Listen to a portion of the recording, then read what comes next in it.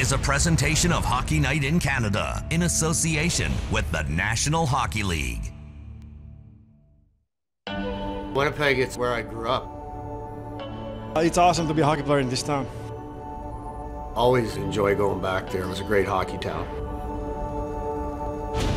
It's amazing how some things don't change over the years. We've built this relationship, and it'll never go away. He beats Olsen. Messier cutting in, she scores! What a play! When you're having fun and life is good, time will fly by real fast. Score! Allen Benson, go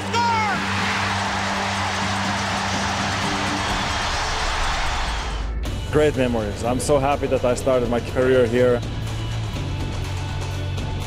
Gets around Redmond, forced to the corner, centers, and Howard Check all alone scores! We're kids too with dreams, and everybody should have their dreams. The greatest thing about hockey is the people you meet. It's nothing like it. It's the greatest game in the world.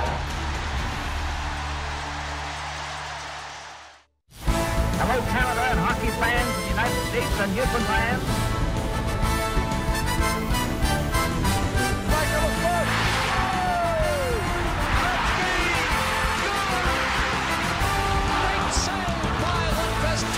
Shoots, he scores!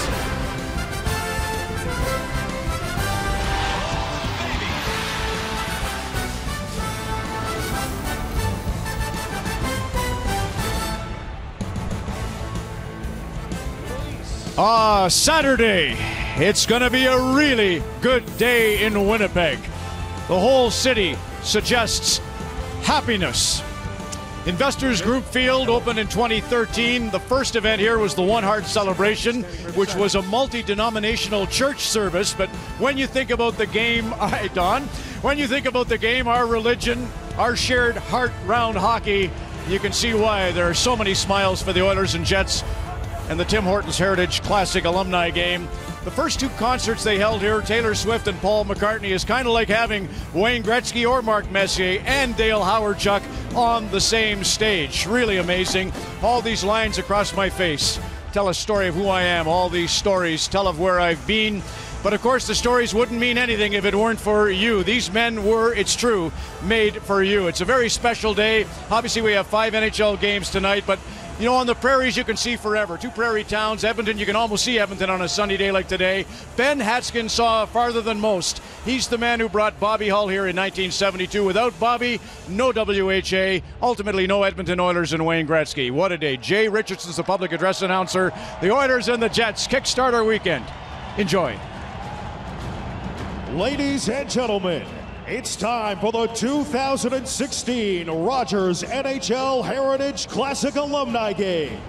Please welcome the alumni players from the Edmonton Oilers.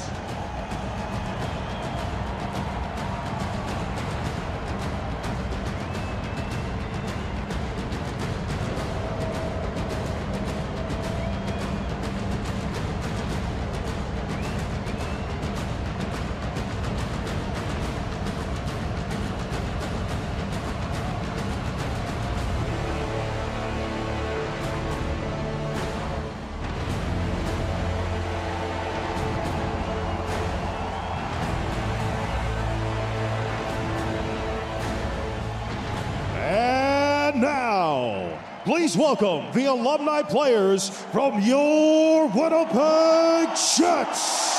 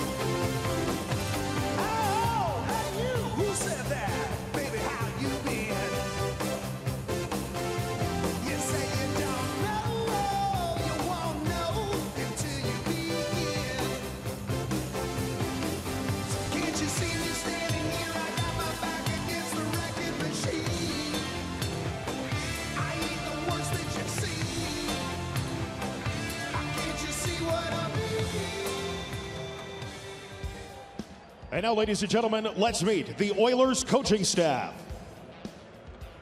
Oilers head coach from 94 to 99, Manitoba's own Ron Lowe.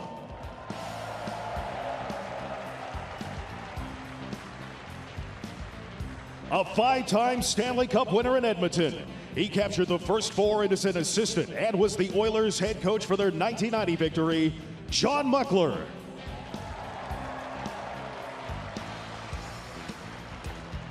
He coached the team to 4 Stanley Cups. Hall of Famer, Glenn Sather.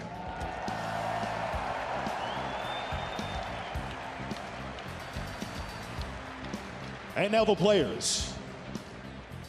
Winner of 3 Norris Trophies and the second highest scoring defenseman in NHL history, Hall of Famer, number 7, Paul Coffey.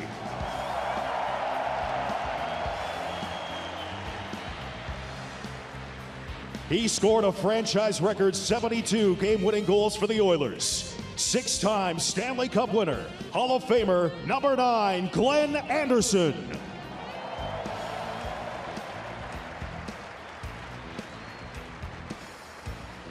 Drafted by the Oilers in 1983 with an amazing 15 seasons in the NHL, number 10, Esa Tikkanen.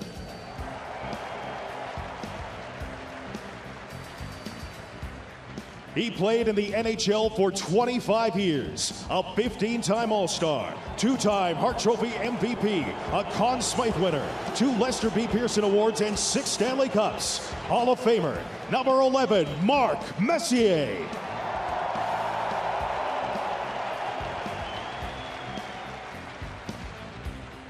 He scored the 1984 Stanley Cup winning goal. Number 13, Ken Lindsman.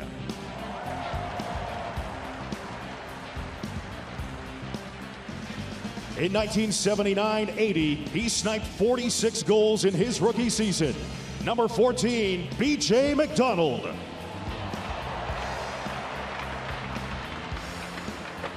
He played 17 NHL seasons and won 3 Stanley Cups with the Oilers. He was the Oilers head coach as well for 10 seasons. Number 14, Craig McTavish.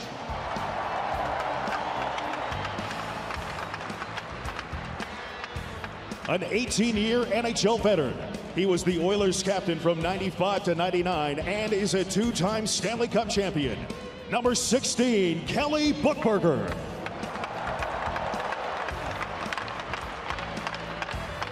He's a 5-time Stanley Cup champion and Hockey Hall of Famer. Number 17, Yari Curry.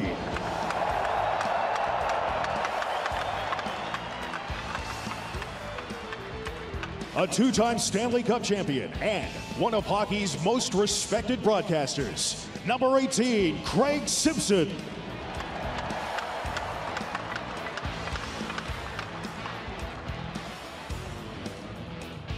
He hoisted the cup twice with the Edmonton Oilers. Number 20, Dave Lumley.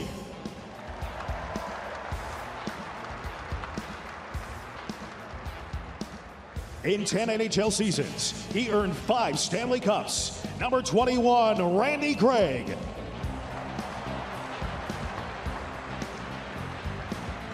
He hoisted the cup 5 times with the Oilers and is currently assistant coach of your Winnipeg Jets.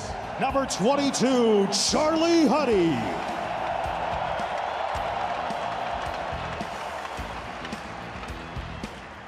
One of the Oilers' most respected on-ice leaders. Number 24, Steve Staios. A 3-time Stanley Cup champion with the Oilers. Number 26, Mike Krushelnitsky.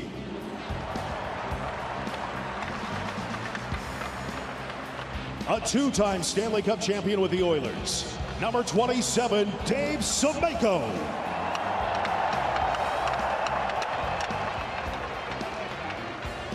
He hoisted the Stanley Cup 3 times over 4 seasons. Number 28, Craig Muni. He helped lead the Oilers to their 5th Stanley Cup in 1990. Number 30, Bill Ranford.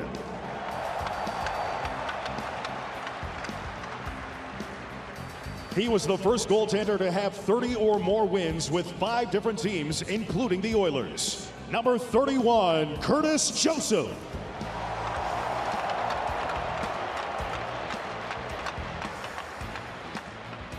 He helped take the Oilers to their first Stanley Cup final since 1990. Number 35, Dwayne Rollison. A 2-time Stanley Cup champion. Number 89, Willie Lidstrom.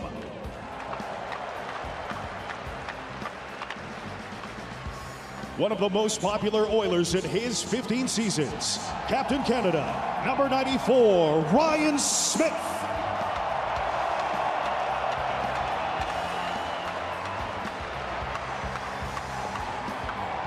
And now the Oilers captain.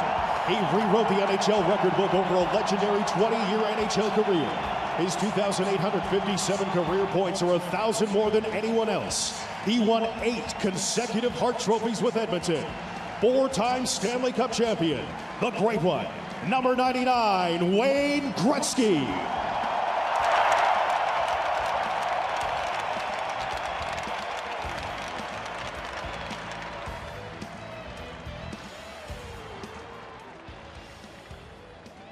And now, ladies and gentlemen, your Winnipeg Jets coaching staff. The first team captain of the Winnipeg Jets and scored the first goal ever for the Jets in the World Hockey Association, Ab McDonald. He was the first coach when the team entered the NHL in 1979, Tom McVie. This hockey legend was acquired by the Jets during the 81-82 season and provided solid leadership for 2 seasons. The final coach of the Jets alumni team, Hockey Hall of Famer, Serge Savard. And now the players. He played 475 games on the Jets blue line, and in 1990 scored the most famous goal in Jets history. Number 2, Dave Ellett. The youngest player on the team in his first game with the Jets in 1974. Number 3, Mike Ford. He played 7 seasons in a Jets uniform and was one of the toughest in the game. Number 6, Jim Kite.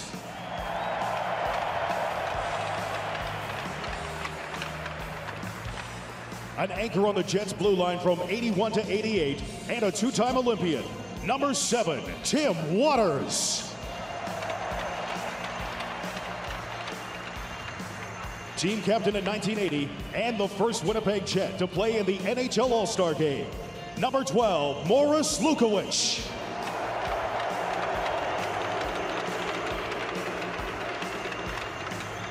He holds the NHL record for fastest goal to start a game and played 11 seasons with your Jets. Number 12, Doug Smale.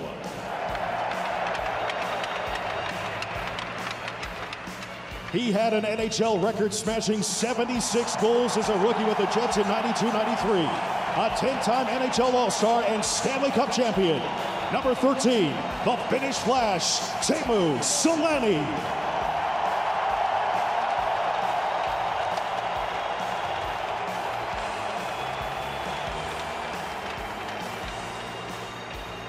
He enjoyed 8 productive years with the Jets and was known as one of the best face-off men in Jets history. Number 16, Laurie Boschman. In 1990, he was acquired by the Jets and spent parts of 5 seasons in Winnipeg, scoring over 25 goals 3 times. Number 16, Eddie Olczyk.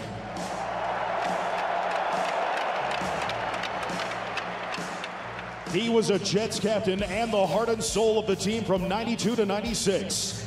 Number 17, Chris King.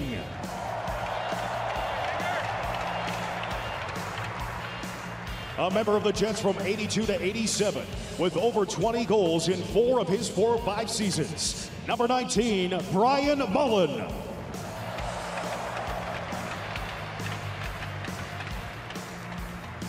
Drafted by the Jets in 1983, this winger played over 400 games with back-to-back seasons of 32 and 37 goals. number 20, Andrew McBain. Drafted in 1980 by the Jets, he played parts of 7 seasons on the blue line with one of the best mustaches in Jets history. Number 22, Mo Mantha.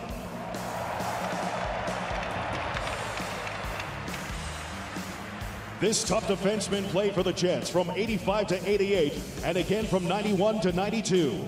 Number 22, Mario Marois. He played 9 seasons with the Jets, scoring 75 goals. Number 24, Ron Wilson. He played more games in a Jets uniform than any other player, scoring 817 points. One of the greatest players in Jets history. Number 25, Thomas Steen.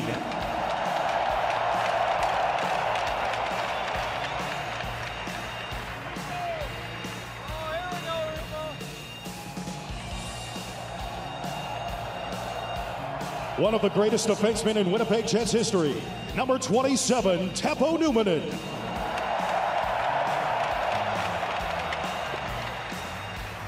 He tended goal for the Jets between 86 and 1990. Please welcome number 30, Daniel Berthiaume.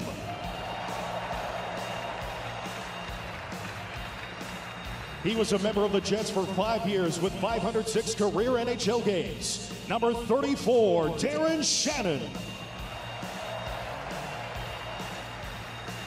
He shares the Winnipeg Jets record for wins in a season with 33. Number 35, Bob Essensa.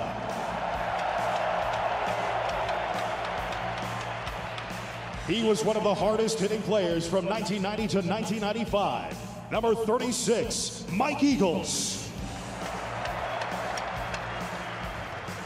Selected 2nd overall in the 1980 NHL Draft and set a franchise record for defensemen with 19 goals and 68 points in the 81-82 season. Number 44, Dave Babich.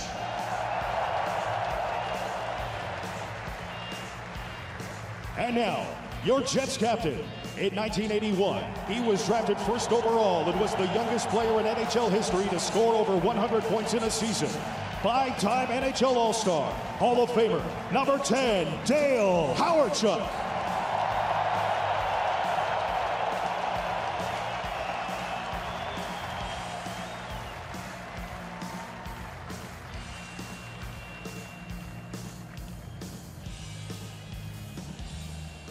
Ladies and gentlemen, please rise as the colors are presented by the Canadian Armed Forces Flag Party from 17 Wing, stationed here in Winnipeg.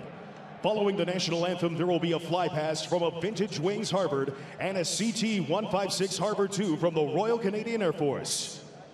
Back to perform the national anthem for the first time since the Winnipeg Jets' last regular season game in 1996. Please welcome Jennifer Hansen.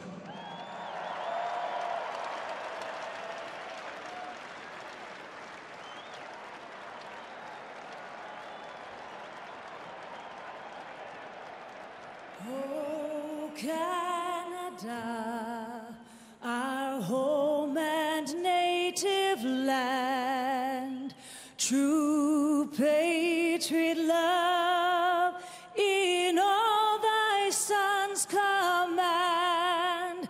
With glowing hearts we see thee rise, the true note strong and free. From far and wide, oh Canada, we stand on guard for thee.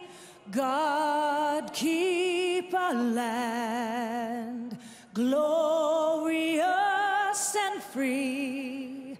Oh Canada, we stand on guard for thee. Oh, Canada, we stand on guard for thee.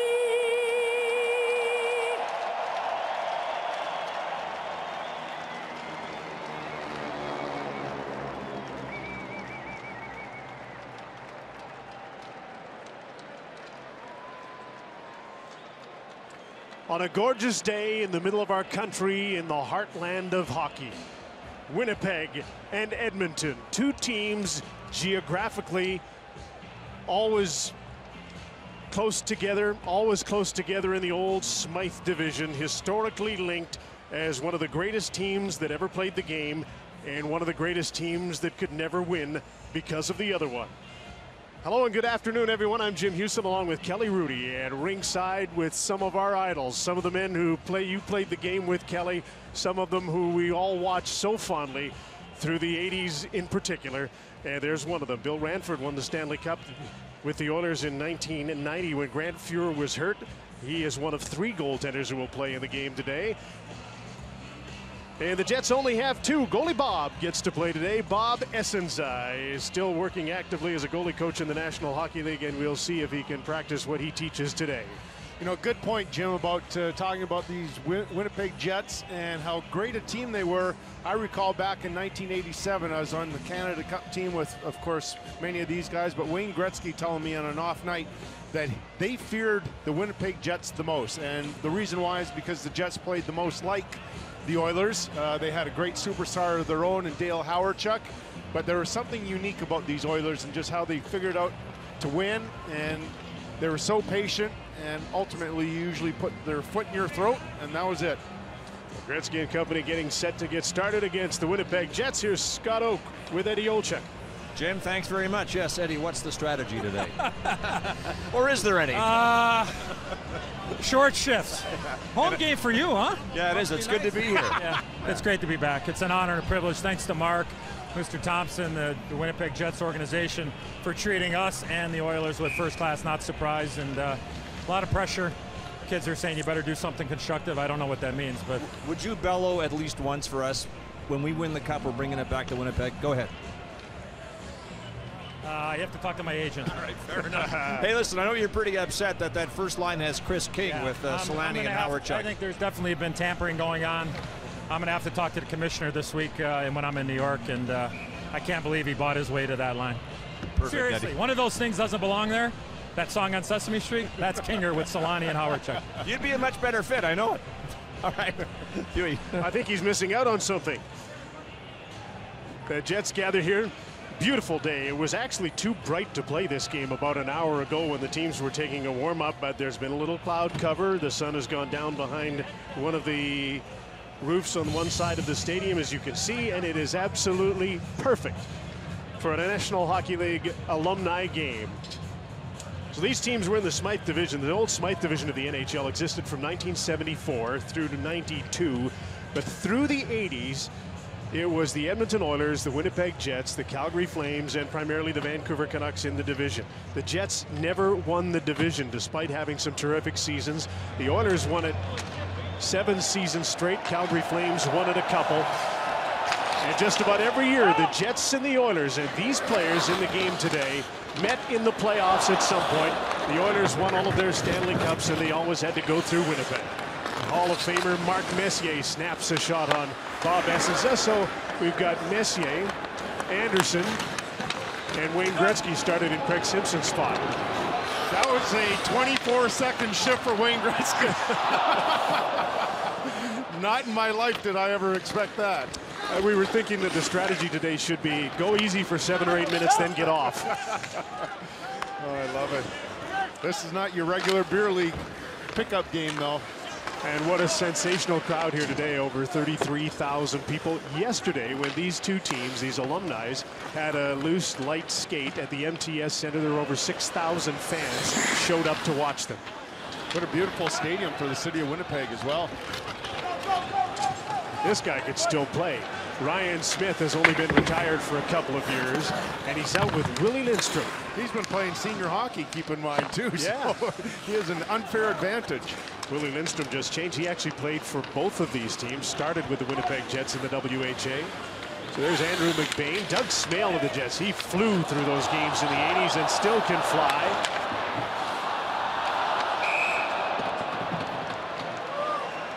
You can tell which guys have been skating, which guys still play recreationally, and which guys are just too sore to be bothered with it anymore. And I sure hope Bill takes this as a compliment, but he's playing the same way as he did in the 80s and 90s. This is how we all played on our backside. And how would you describe that style? Well, just the stop kids the today puck. wouldn't recognize it, right?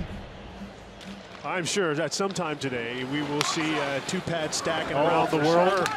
And then a groin injury immediately afterwards. Maybe. Grant Fuhr is here, unable to play. He's just had too many knee and hip injuries, and is a big part of it. It's cool. Sorry, Jim. Both of these teams had so much trouble selecting how they would put a roster together because there's so many alumni that wanted to be here. And one of the neat things that both of them have done is invited players who couldn't get into the game to be here anyway. And many of them because of injuries. I know that's what you're alluding to at the banquet, the gala last night, which was fabulous. You and I were both there. Absolutely. It was funny and kind of sad, too, listening to all of us talk about our injuries and if or why they can't play or those sorts of things. But, you know, the Oilers, you're talking about bringing all these players back. Some are on the ice, some aren't. But the Oilers have, and I find this interesting, 9 former goalies here this weekend with their alumni, and pretty cool. I know Andy Moog's one of them, one of their other great goaltenders. Eddie Mio is here also. Real good collection. And Kelly, so is Scott Oak, but I'm not sure where he is. Let's find him now. Oh, he's over on the Oiler bench. With Ryan Smith, listen, the boys are saying you got an unfair advantage because you were playing senior hockey up until last season. Your response? Yeah, I played playoffs. I'm the in-between, and hopefully they don't take that as an offense. Yeah. You know, games like this, generally the approach is fun, but when you get out there and given you played so recently, do the juices get going? Oh, absolutely. And it's obviously fun to be on this bench with these guys, Hall of Famers, guys I grew up watching and idolizing, and it's ecstatic for me. All right, keep the shift short. All right, short and hard. Can somebody explain to me where they found all these old Yofa ball hockey helmets? There's a few of them. Doug Smale still wears one. Gretz isn't wearing his. Ryan Smith is. Jari Kurri's got one. So does Esa Tikkanen. Jari's on the ice right now. He had a shift with Wayne. And there's our colleague Craig Simpson wearing his familiar number 18. And they've got the old gang back together. What a line this was. Glenn Anderson, Mark Messier, Craig Simpson. Moose is one of the toughest players ever to play the game and a great Hall of Famer. Anderson in the Hall of Fame would drive to the net. In fact, he did in the 1990 series and took Bob Essensa out. Stefan Beauregard had to play, and that's part of the reason that the Oilers were able to come back and win that series. And Simmer would just follow along and score all the goals, pick up everything when he got there a little bit behind the play. No question about it, Jim. That was one of the best all-time lines. I hated playing against those guys, and for all the different reasons you mentioned. They had different skill sets and so on, and most of all, Glenn Anderson going through the crease. First penalty of the game, and hooking penalty, and that goes back to 80s and 90s hockey, right? It was drag him down. And so we get to see the finish flash. Teemu Selanne, what a welcome he got, and now he'll get a penalty shot. Teemu arrived here in 1992, took this city by storm, took the league by storm with 76 rookie season goals.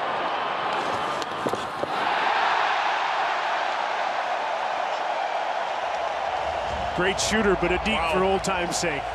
I think we've seen that one a few times, right? Fake forehand, go to the backhand, and loft it into the upper parts of the net. Glenn Anderson here and Craig Simpson watching the monitor right beside us. And Craig standing right beside us now. How's it feeling so far? Oh, it's not bad. One shift under the belt. We were laughing. It's a little much to expect us to do an actual warm-up, then go away and come back and play. I think we'd rather just get out there and play. You're way overworked. Yeah. It must be great. One of the scenes that was so neat here, Craig, was before the game to see both of the teams in the same dressing room. Time has changed a lot of things. There's a lot of respect. It's a real respect level. I thought it was a wonderful touch. We're very fortunate to get to spend time with our teammates, but there's so many guys that have crossed over. Dale Howardchuk was my roommate in Buffalo. Eddie Olchuk, as you know, we know so well. So good for everybody to get together. Nobody's going to be giving the stink eye to anyone on that side. All right, get back at it. A 1-0 lead for the Winnipeg Jets. Yeah, it is kind of neat, Kelly, how instead of, because it's a football stadium, they have these big dressing rooms, and they didn't have a separate dressing room for either team, so they're all in one, commingling, having a great time, and it just shows what a few years could do to heal some wounds and to smooth over some battles that were pretty intense in the 80s. Well, we experienced that last night at the Gala, right? They're just so complimentary about each other and sharing some wonderful stories, and I had a smile on my face the entire 3 hours last night just listening to these guys talk about the respect they have for each other. You could never, ever get a group together like that for another event. The Hall of Famers, including Gretzky and Messier, were in the room. See, the Oilers have Craig McTavish on the ice, and the other number 14 is B.J. McDonald. The young people might not recognize B.J. He came into the WHA, then was in with the Oilers in their first season in the NHL and played with Gretzky on the GMC line and Brett Callaghan. Remember, was an excellent line. I grew up in Edmonton, so he was one of my first idols, and it was a real treat to watch him play. Went on to play with a couple of other teams and then had a great career as a scout with Central Scouting. Wow, what a save by Bill. Still got it. This little play by Jimmy Kite, who didn't usually see Kite in the high slot.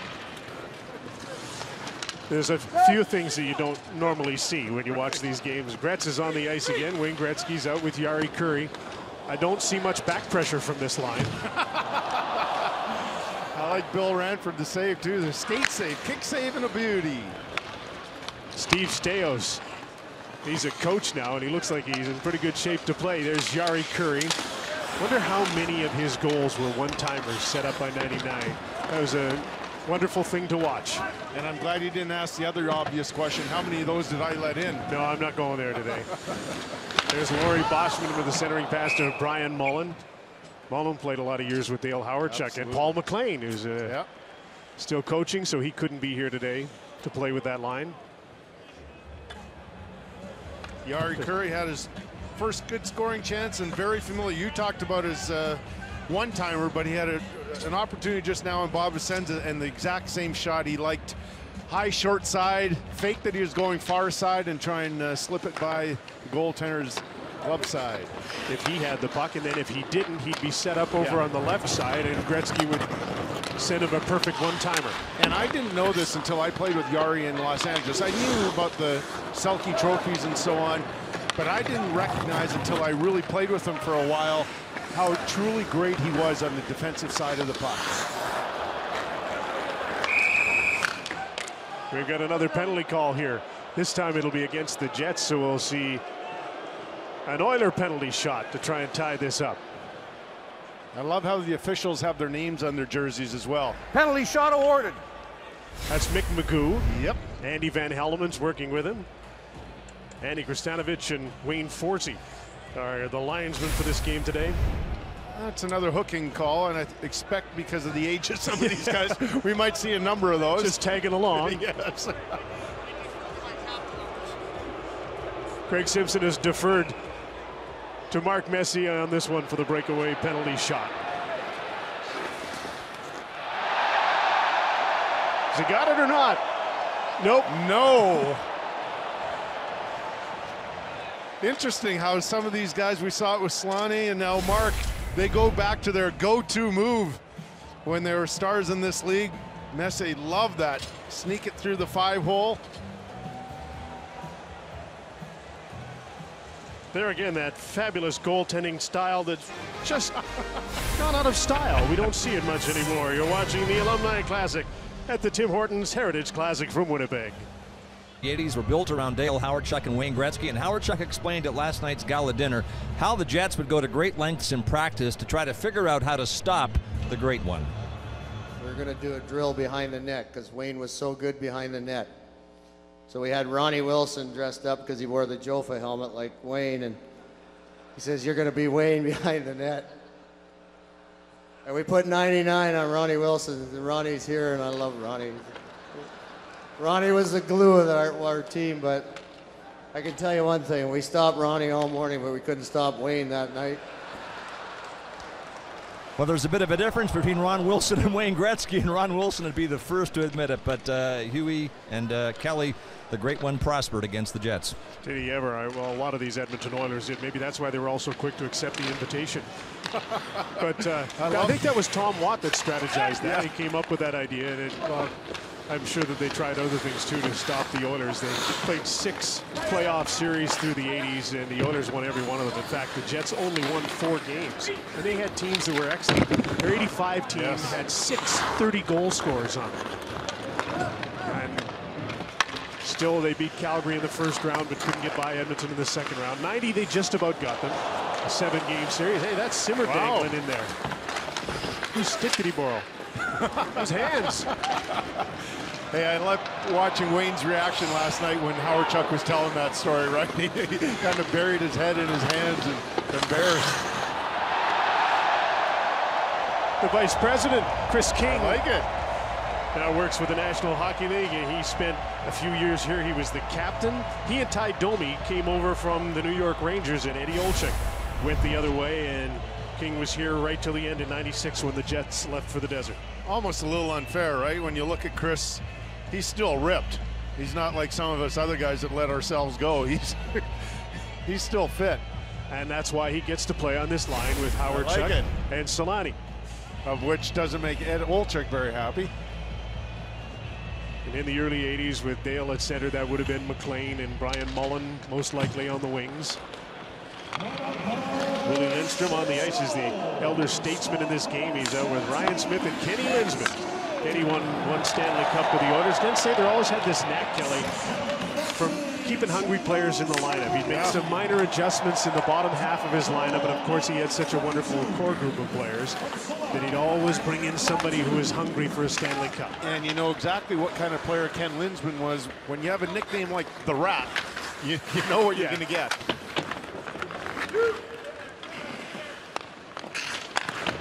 Mike Krushelnyski's playing defense here with Craig Muni. They had to recruit a couple of guys to skate backwards today because they had lots of forwards and very few defensemen.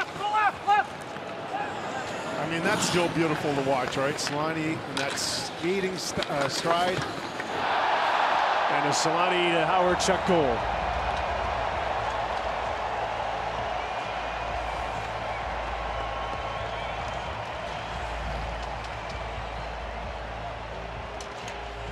Short side on Bill Ranford. Howard Chuck always known for that incredible wrist shot, snap shot, and spotted just a little opening right there. Buries it, but I mean, Tama, watching him come up the ice, that's always been a treat, and it hasn't changed, even though he hasn't played for a little bit.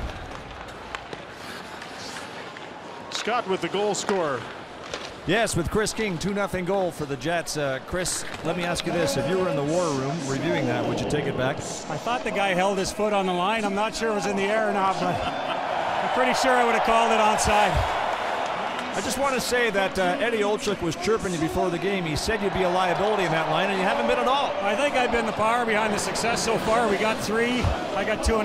I changed a little quick, but I got back out there for the number. Yeah, you're sniping today. I recall when you were playing with the Leafs, you scored in back-to-back games, and I said, yeah, they're going to have to put a man on you. And you said, that's been the problem my whole career. They've had a man on me.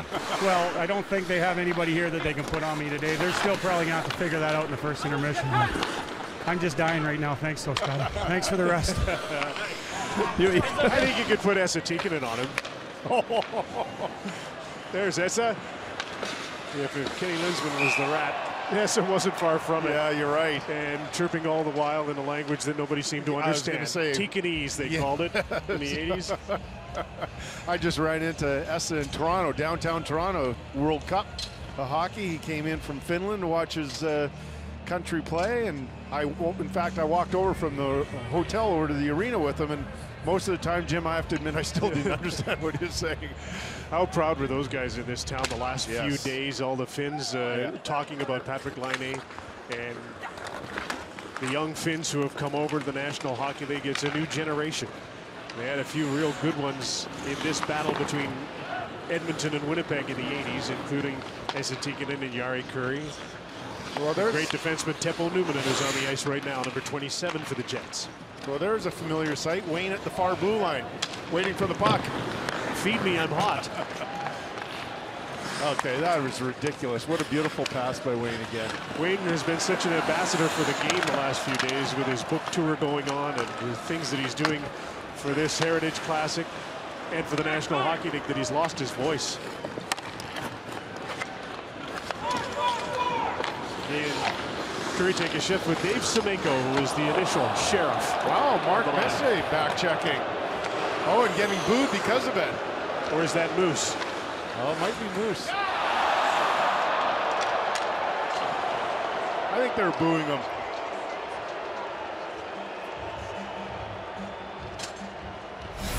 And Messier right there taking down Eddie Olczyk and hustling back into the play, getting the puck in the high slot. And I know, Eddie, right? Look at his eyes light up. And Glenn Anderson, Craig Simpson on this line, just like old times. Nice. Stick ready, old school. Give him a target. Well, there was no question that that one got by goalie Bob. And the Oilers on the board, trailing 3-1, and a lot of smiles on both benches at the Alumni game. Tim Hortons Heritage Classic from Winnipeg. Well, the level of interest in Winnipeg in this game was evident yesterday when the teams held practices at MTS Center. And as Jim said earlier, over 6,000 fans showed up to watch their heroes of yesteryear. The Jets practice was run by the team's managing partner, Mark Chipman, who was convinced by Ab McDonald to go out to his car and get his skate, sticks, and glove. And it was the thrill of a lifetime for Chipman. And then the Oilers ran a more structured practice, creating the suspicion that this would be a repeat of history. But so far, it has not been, Jim. Unless you think that's odd that the managing general partner would have stick and gloves and skates in his car, I think that's mandatory for anybody in Winnipeg, isn't it? And he plays twice a week, correct, Scott? Awesome. Winnipeg is the one city that you fly over when you look down. Instead of seeing swimming pools everywhere, you see hockey rinks. You see the boards all summer long. You see the grass outline of rinks. There are at least 67 community rinks in Winnipeg, run by the city and different community centers. I like how some of our cities are getting back to that, putting up more outdoor rinks for the kids to enjoy, both boys and girls. Love it. There's Morris Lukovic. One of the other things to love about what the Jets did for this Heritage Classic is to make sure that there were 3 eras of Jets that would be represented. The Avco Cup winners in the 70s and the WHA. The 80s, before the Jets went to Phoenix, and then the current Jets will be honored tomorrow when they play against the Edmonton Oilers in the Jets 2.0 version. It was interesting just a second ago when Paul Coffey had the puck and started heading up ice from his own zone. You could hear the fans. Whoa. Yes, they wanted to see that familiar rush up the ice. And Paul was too nice and too gracious or too old, and he just dished it off. Go, go, go!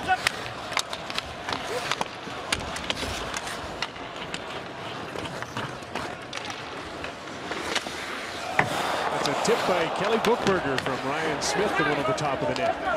Craig McTavish on the ice. He and Bookberger and Peter Klima played together a lot. Late 80s, 1990s.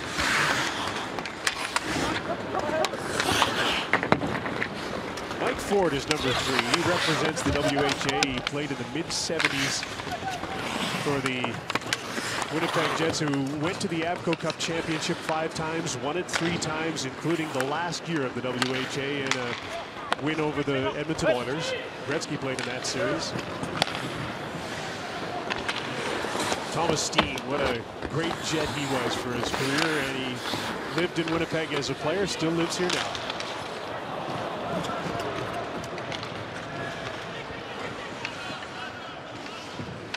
Taken into McTavish against Marois.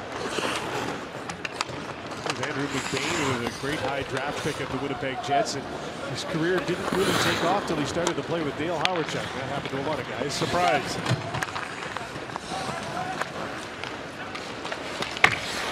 And Rory Boschman out there, you go back. As soon as I saw his name involved, I couldn't help but think back to the Western Hockey League in his days with the Brandon Wheat Kings and Ray Allison and Brian Propp, one of the, not the best line ever to play in that league. They could have made up a scamp saving, right? Scorekeeper for writing everything out every night. It was every goal. It was Boschman for propping Allison, Allison for propping Boschman. Scott? Sorry, Morris Lukovic is just trying to figure out if he had to go out next, but you got a few seconds here, and it's a delight to talk to you. Just tell me what it means to you to be here representing the WH era, as well as the better part of 5 years you played in the NHL with Jets 1.0. Well, one, the WHA was such an amazing piece. I want to say thank you to Bobby Hull for having come and formed the WHA. Gave so many of us an opportunity to play pro hockey and then eventually to be in the NHL. And to get to play with Gordie Howe and Bobby Hull and then come back against Gretzky, Messier. Oh, my gosh. I'm a blessed guy. And I'd like to say hi to my daughter Zoe out there. Hey, sweetheart. Perfect. Now she's 12 and she's gorgeous. Let me ask you, you know, you're taking this seriously. We're having fun. But I like a good workout. Perfect. Good to talk to you, Morris. Thanks, Scott. Dewey. So, Scott, I don't know, you've interviewed Morris many times in your life and about hockey today, but did you know he's one of the most accomplished squash players in our country, especially in the city of Calgary? That's the kind of research that if you had passed that on to me, I would have asked him. Okay, but I wanted to say that tidbit for myself.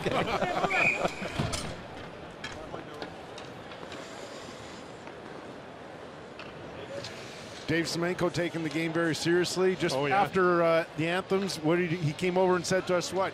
I'm available at any point if you want to interview me. Well, I'm sure we'll get to him at some point. Yes. What a great sense of humor, Dave Semenko. If you don't know him, if you only knew of his hockey career, the style he'd play, you would not know that he's one of the funniest guys, real dry sense of humor.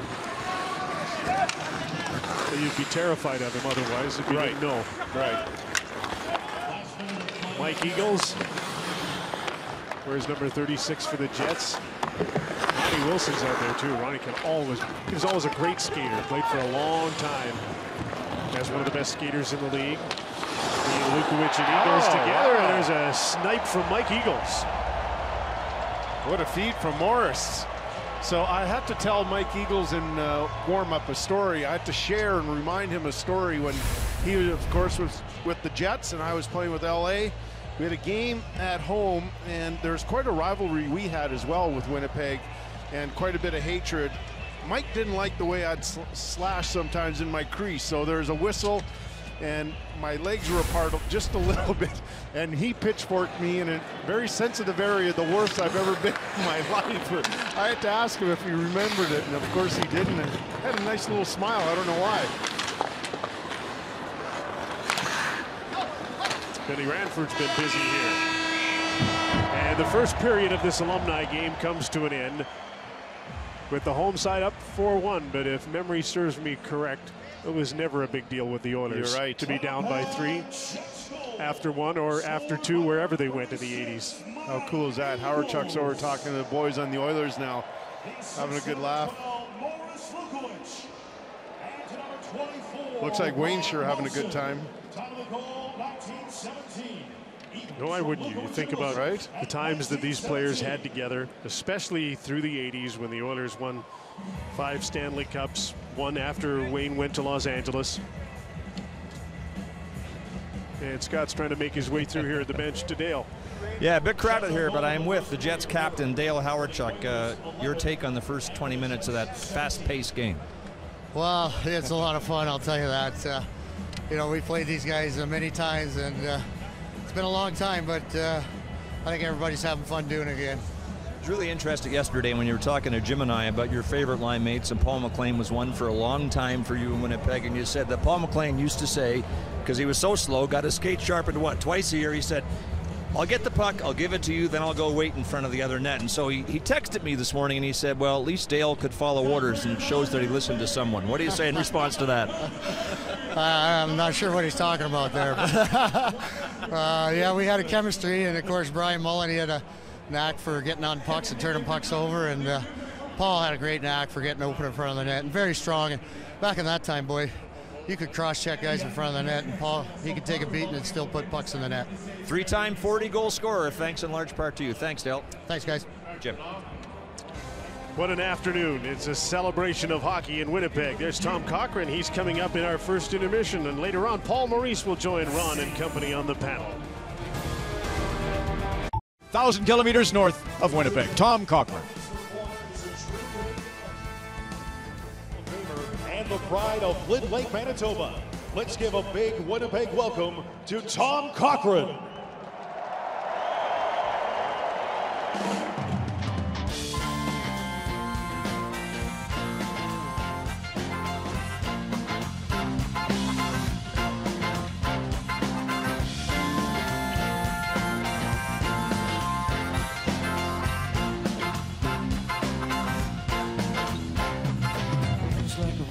Travel on when there's one day here, the next day gone. Sometimes you bend, sometimes you stand, sometimes you turn your back to the wind. It's a world outside every darkened door. The blues won't haunt you anymore. Where the brave are free and love is sore. Come ride with me to the distant shore. He won't hesitate, break down the garden gate. There's not much time left today.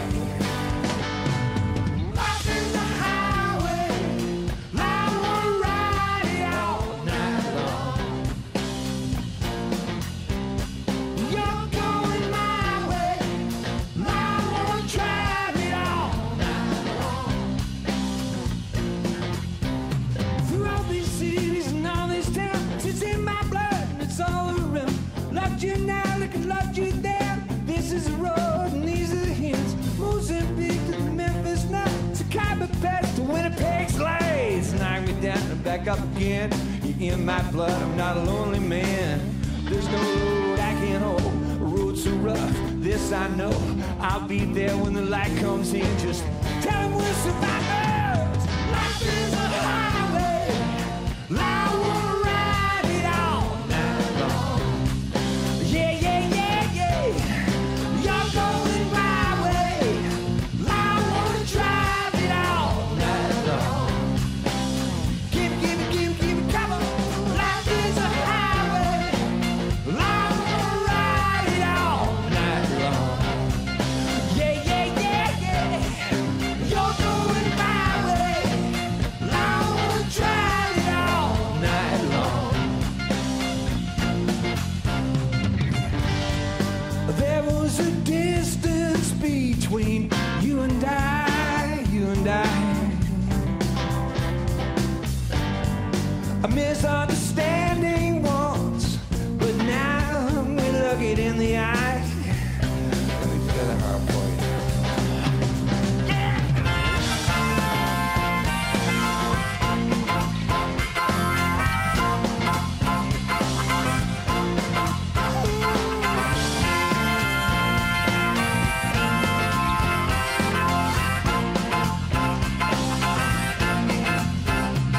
There ain't no road that I can hold, the road so rough. This I know, I'll be there when the light comes in. Just tell them we're survivors.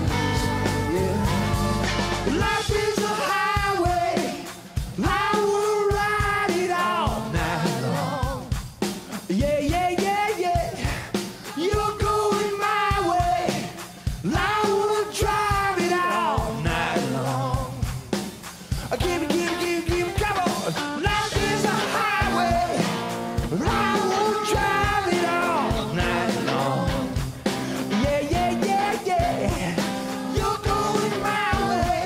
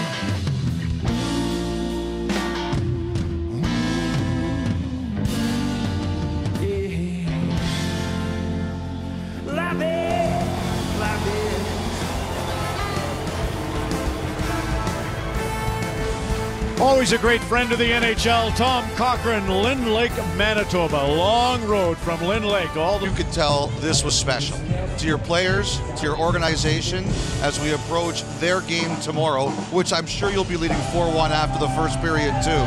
What's it mean to everybody? It's hard to explain, Elliot, and I've had this sense from the time I got here. Things are different here. The love affair with this team, going back to the first time round and then losing the team, and when it comes back, it is so special to the people that have them here. And you can see it. You can see it in the building. You can feel it from the time it was announced that this was going to happen. This is such a huge, important weekend for the city of Winnipeg and for the players coming back. Had a chance to talk to alumni on both sides. They love it. They just love that sense of a community that loves the game just as much as they do. Hey, Paul, outside of the focus of getting 2 points, because really we do know how much that means to clubs when they play in these outdoor games, what do you want your players in particular to take out of this, besides absorbing it all in, specifically when I speak of the alumni that we're watching on the ice? So last night, Ron, fantastic job. When you guys were up on the stage, at each corner the alumni would gather, and they were having fun and telling jokes off camera, and that's what I want. I want all these young players to understand that that's available. That friendship that goes not just at junior hockey years like I had when you used to beat up on me, but these guys are 30, 40-year friendship, a bond that's created by a hockey team. We got a young team here. We got a great city to play in. They can have that too. That's maybe the most special thing of this weekend. Paul, you're pretty connected to a number of the men out there, so tell us about some of that. Well, we got both Shannon brothers from the Winnipeg Jets alum, and Daryl was my roommate. Darren and I played together with Adam Graves and some pretty good junior hockey players. Both Wayne Gretzky and Paul Coffey played in my hometown, Sault Ste. Marie. As a matter of fact, Wayne Gretzky used to play ball hockey at the tennis courts across the street from our house, and we get the binoculars out and watch them. So all your heroes at some point passed through Sault Ste. Marie and now Winnipeg. Hey, we got to ask you about Patrick Laine. Everybody talks about the shooter. I'm watching him today in your practice, and I'm sitting there going, he's a pretty good passer as well. Well, so we're all like cats, right? The shiny object is his shot. But his passing skills are incredible, and almost every Finnish-born player that I've ever had, very good defensively. His stick goes to the right spots. Now, he's got a little creativity in him. He likes to find an arc to think about offense when he touches the puck. But his all-around game at 18 is very solid. You know, Paul, one of the things I've learned, I heard you talk about it this morning, the toughest thing on coaches is deciding your lineup. Yeah. It's the hardest thing about an outdoor game. It's such a special event here, and players, especially if they've been here. I've got some veteran guys that have been out of my lineup. Haven't made that decision yet. We're going to agonize it overnight because I would so much like everybody truly to be involved. It's the best team-building exercise the NHL runs. Mm-hmm. Wish I could get everybody in, but I know I can't. Well, not to put you on the spot, but so is Mark Stewart the guy you're agonizing over? Because, like, I know Pat Burns, Game 7, Anaheim, New Jersey for the Stanley Cup. He put Ken Danico in. That's a little different. That was the lift they needed, right, to ensure a victory. I have 2 veteran men that aren't in our lineup last game, Chris Thorburn and Mark Stewart. So there's more than just the hockey player here. It's what they've meant to our organization. Mark's an alternate captain, a big part of the Rick Rippon program. He's in part of this community, and I want them to be a part of it. I'm going to make a hockey decision sometime between now and 11:30 tomorrow, but I am going to entertain the teamness of our approach.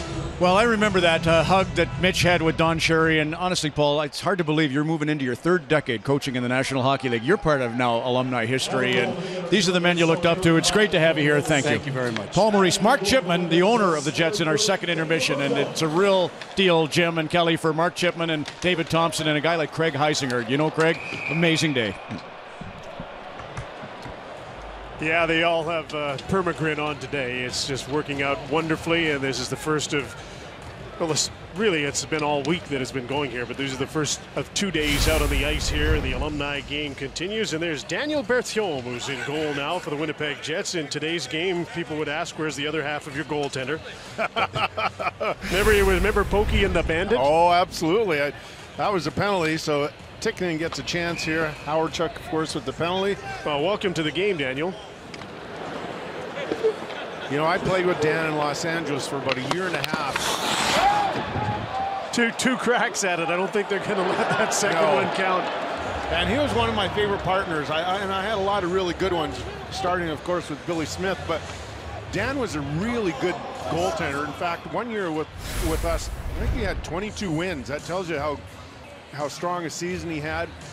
As you said, he and Pokey and the Bandit. Pokey Reddick. Yeah. I was talking to Dan in warm-up, and he's been training for about 2 months. He's been playing goal for 2 months trying to get ready for this game. Bob Senza, of course, a veteran, played the first and said, "Okay, kid," in relative terms, I guess. Yes. They may end up flipping a coin to see who plays the third. There's only 2 goaltenders on this Winnipeg Alumni team. There's Chris King with a shot, and that's welcome to the game to Dwayne Rollison, who's the second of the 3 goaltenders who will play for the Edmonton Oilers today. I'm not sure how comfortable he really was in that picture. Love it, eh? That's that is classic. Right? I even love the equipment. You know, it was more form-fitting back then, and I understand the game changes, but that was cool stuff to throw on back in those days. They even have a different smell, which most people all season long get used to. Never dried out, did it? No, it didn't. Funny you mentioned the equipment in the dressing room of these 2 alumni teams today.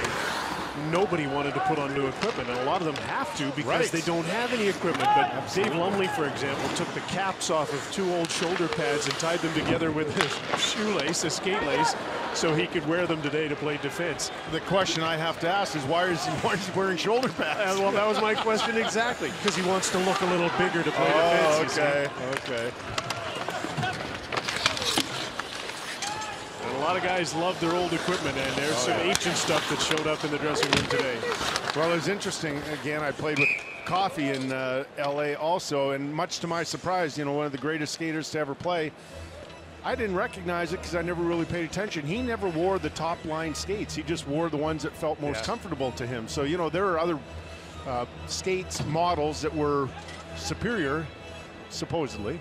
And no, I like these. These are good enough for me. And I always used to think of that, you know, people buying skates and they're spending hundreds of dollars back then, not thousands now. And I'm thinking, if Paul Coffey can wear this kind of skate. Sorry, Dave Babbage here. Well, let me know. That's some important television. This is a professional broadcasting company here. Over to you, Scott. Thank you, Jim. Dave, 19 goals, 81-82. Great memories back then. You brought the Jets credibility when John Ferguson drafted you. What's it mean to be here today? Oh, it means a lot. Look at this place. This is unbelievable. Well, you know what? For it to be sold out for a bunch of old slugs like us, terrific. But and you know what? Playing against these guys, it's quite an honor. I mean, all these Hall of Famers and you know, this just bring back so many memories that we haven't had for 25, 30 years. So it's terrific. All right, I gotta go. Well, man's got to play a game. I was just going to ask him about the mountain rescue. Yeah, I know. Never had a chance, but he picked a girl up and carried her a kilometer off a mountain in BC to save her life. 2 young hikers. They were lost on the mountain. We'll get back to that. You know, Scott, feel free to go on the ice and after him if you'd like. That's the kind of game it is today. One more thing. Yes. I'm hearing rumors of a big trade in the works that will occur at the end of the second period. Nice. I think it's a player going from the Oilers to the Jets. I can't give you any more details, but I'm working diligently on the story, boys. Well, that's a first. Let's call Elliot and see if he can clear this up. I wonder if it would have anything to do with, well, there's a few guys that played on both of these teams, including Willie Lindstrom. Yes. Oh, off the post. Lukwich with the breakaway and then a shot off the post. Semenko and Mantha, there's a battle. Charlie Huddy, one of the coaches of the Winnipeg Jets, he'll be working for 2 points here tomorrow with Paul Maurice.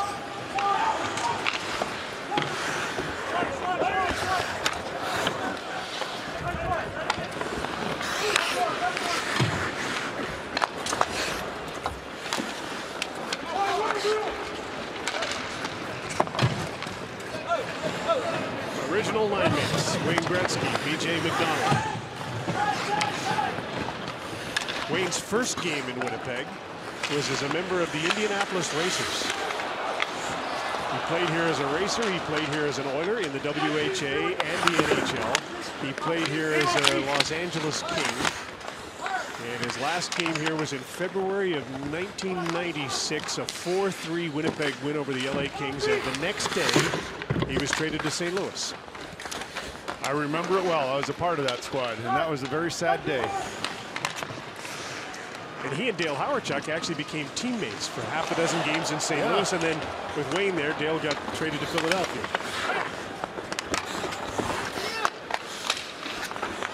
Teemu went on to superstardom in Anaheim, and it feels like today when you watch him, he never left here.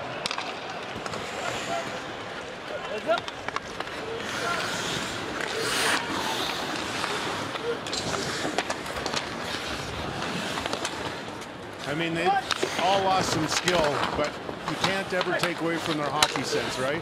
You look at some of these guys, how they position themselves. Just Yari and Wayne there together just remind me how often they did that 5 feet apart, and just wonderful little passes. Cool to watch. Thomas Steen with a little dangling, and Smale comes off the bench to join him with Andrew McBain.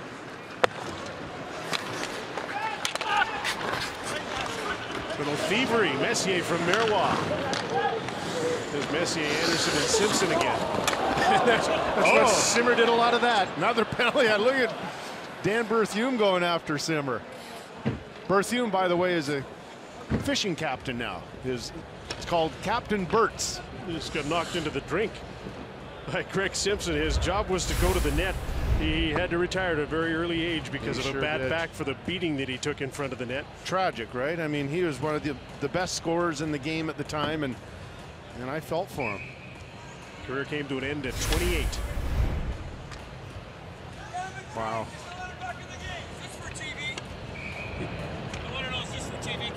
Ed Olczyk. Yeah, do you want to call this? Yeah. London Diamond Junior B. Oh! And he scores. Beautiful goal by Craig Simpson. I don't know about the speed factor, but a very effective move. I like it. Go to the net, stick on the ice. Still the same today, I didn't isn't agree it? with the call by Andy Van Helmen, by the way. I didn't think you would. Wow, still great hands, right? I mean, he had some of the best hands in the National Hockey League at the time. 56 goal scorer in the mid-'80s, and he won 2 Stanley Cups with the Oilers. But you're right, when you talk about the beating he took in front, most people don't think of Craig Simpson as one of those really tough guys to play against, but he was a warrior out there. But you could do so much as a defenseman. Yeah. In those days, you know, you'd have to hit the guy 5 or 6 times before the referee would call a penalty. You mean you could do so much that was illegal? Well, yeah. And the first 2 or 3 cross checks were just for freebies. Good. And the referee, like Andy, would say, "You do that one more time, and I'm going to give you a penalty." Oh, and my. that line strikes again. And that same sort of wrist shot from Mark. And now he's scored a couple that way. I think what we're going to see here sometime in this afternoon's game, he's going to have to go on the off wing. Oh, yeah, off yes. Off balance. Absolutely. That was his patented one, and we all knew it was coming, and somehow it still sneak in 5-hole or far post, depending on what we showed him. Always had that little kick. Yep.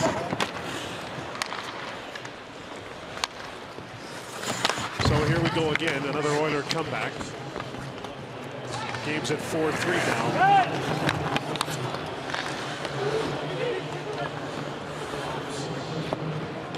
Of course, the greatest comeback of them all against Winnipeg was 1990 when the Oilers won the Stanley Cup, and the Jets thought they finally had him.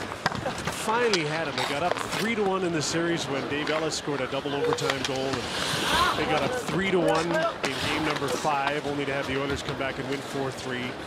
And then the Jets were pretty much spent by game 7, it seemed. And the Oilers went on to win the 5th of their Stanley Cups without Wade. That's right. They beat us in the second round, and they swept us, in fact, 4-0. Once they got by the Jets, they rolled pretty good. Yeah, they had the kid line. Joe Murphy, Adam Graves, Marty Jelena.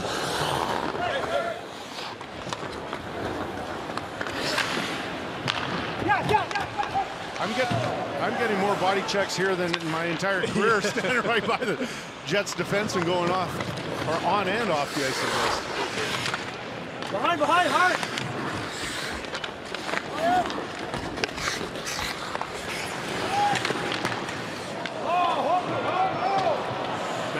offensive penalty. He's not going to get one. Don't want to fall down in games like this. It just takes a long time to get back up. And they grimace a little bit more than they used to.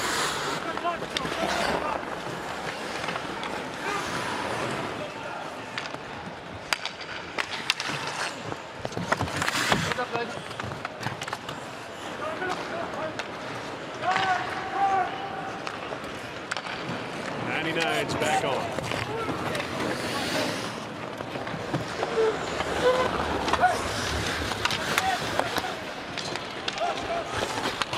Uh-oh, 2 forwards back on this Solani break. It's an all-finished threesome. And do you think it matters? No, it's a forwards back. I'm not sure if we ever saw that in the 80s. Tikkanen and Curry defending Solani. Well, we didn't see it in the 80s because Solani wasn't around, but there's 3 great Finns on that play. Wayne's looking pretty good. He told me in the intermission he hasn't skated in a year. You know what? He says that this might be it. I heard that. This is probably going to be it, although you never know with Wayne. He can be convinced when it's time to get back with the guys to do it again. But we really might be seeing this great group of players on both sides playing an alumni game for the last time. And last time we'll see him on skates. Right. That's right. That's an important thing because it doesn't mean he won't show up because he loves being around the guys. I mean, that was evident last night at the gala. And I mean, that's one of the best parts of being older and playing. You get to hang out with your friends that you haven't seen in a number of years.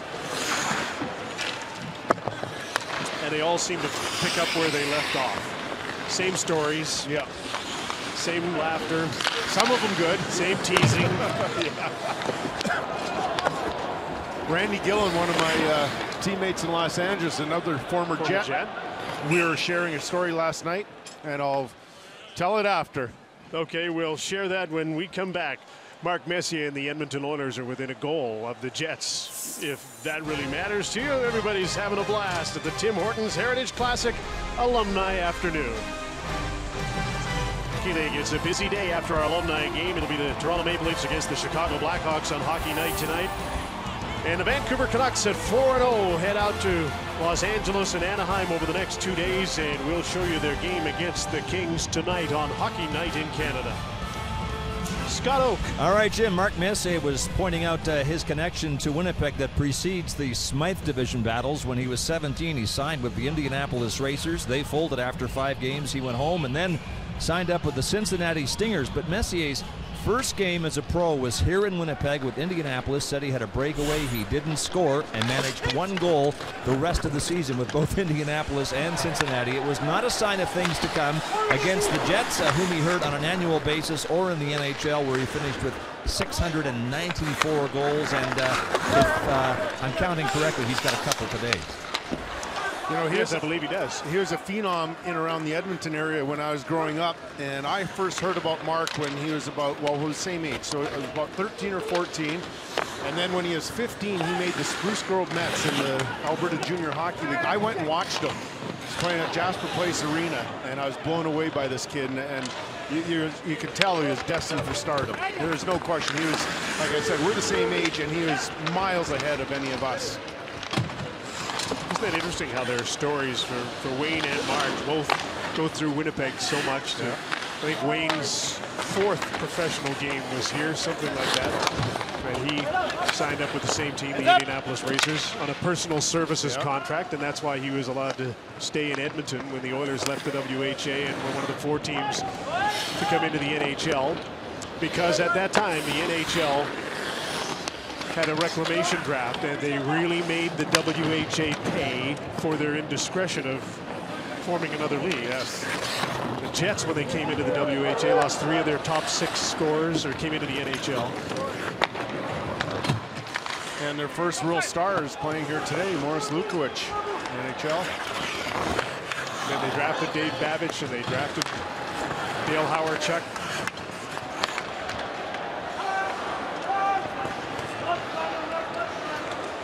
Once again, old habits die hard. That was classic Craig McTavish. Get the puck in his own zone and not head up ice, but circle back and regroup and figure out what's going to happen.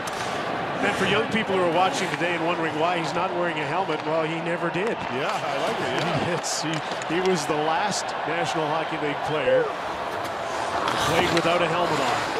They grandfathered in the rule that you had to wear helmets, and when he finally retired, he was the last. It's not like he didn't sacrifice himself either. He was one of the most fearless shot blockers the game has ever known.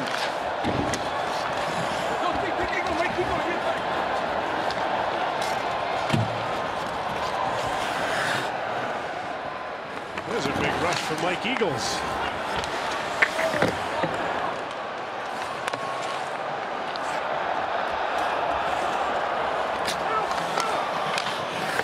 Gretzky back on with a early 80s line with Sumeko and Jay McDonald. Haven't seen one of those end-to-end coffee rushes yet. Maybe now. I asked him, remember we were talking about that in the first period, and I asked him, did you hear the crowd roar? And he said no, and he goes, I'm too tired and I can't get my legs yet.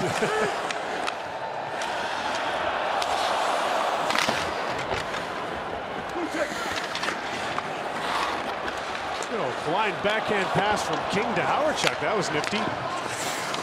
How about the hand-eye coordination still by Solani in front?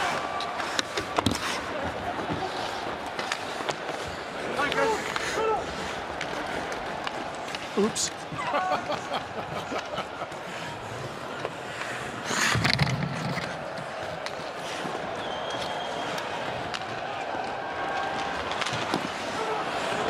There's a nice save by Wayne Rollison.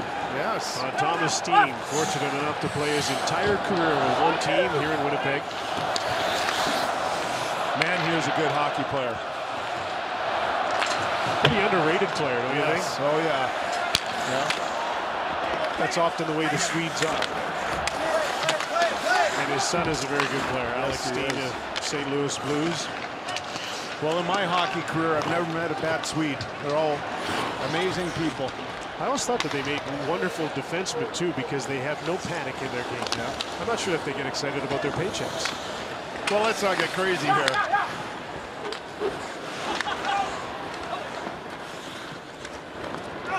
Starting to look like this is a long game for some guys.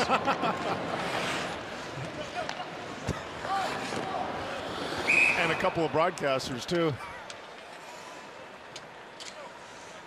Mac T. Vintage. Love it. At the Heritage Classic from Winnipeg. Ricks in Game 6 tonight at 7:30 Eastern, 4:30 Pacific on Sportsnet and Sportsnet Now. Back at the Alumni game, here's Scott.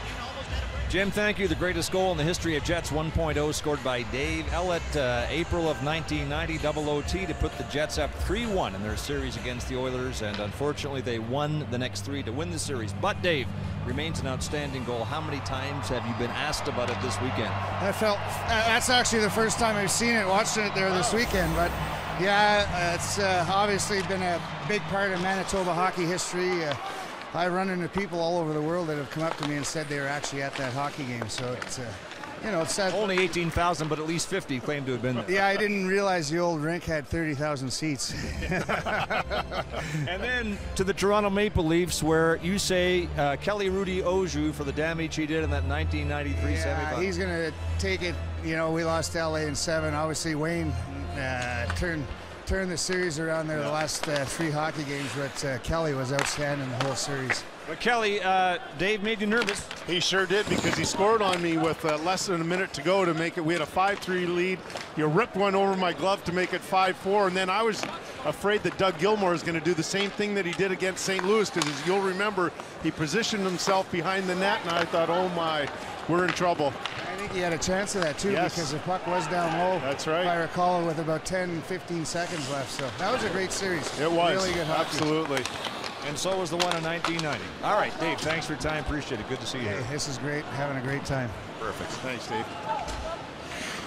Isn't it wonderful you can have a hot stove going in the middle of a hockey game? Can we just do this all night? Oh, big save by Daniel Berthiaume, the bandit. Just robbed Ryan Smith.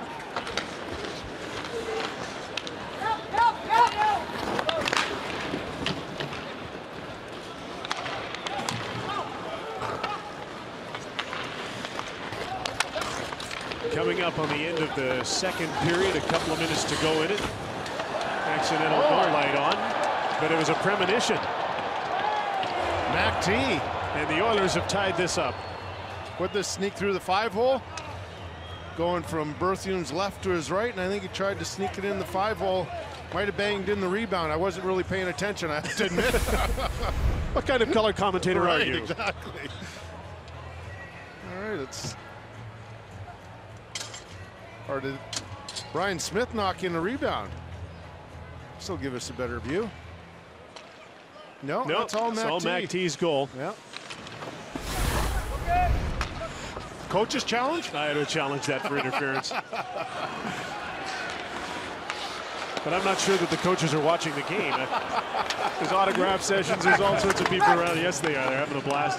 Glenn Sather and John Muckler behind the bench. Great point you bring up now. I'm looking at both benches, and all men are intently watching. It's cool. During the 80s, when these teams played against each other, the Jets went through 10 coaches in a dozen years. The Oilers, through all that time, of course, they were winning Stanley Cups. They had 2 coaches. They didn't have a third one. Brian Watson was for a few games and took over, but it was Glenn Sather and then John Muckler, and Glenn won the first 4 cups, and John in 1990 was the coach. Not to mention they had some pretty good players. There's Tommy McVie, who is the coach of the Jets when they came into the NHL. Ab McDonald, who won Stanley Cups. And Serge Savard, who's won a few, and he came in here as a favor to John Ferguson at one point, finished his career playing here. John Muckler, Ron Lowe, Glenn Sather on the Oilers bench. Video coach Brian Ross is back today. Yes. It's great to see Roscoe. Yes.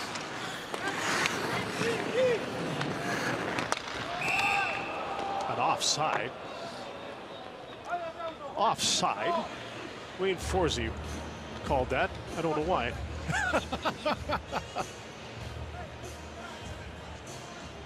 And it looks like this period's coming to an end. Clock continues to wind down, and I think sweet relief for the players to see that. Another close game between the Winnipeg Jets and the Edmonton Oilers, and just like old times, the Oilers behind by 3, caught up here in the second period, but all is up for grabs in this Alumni Classic in the third period.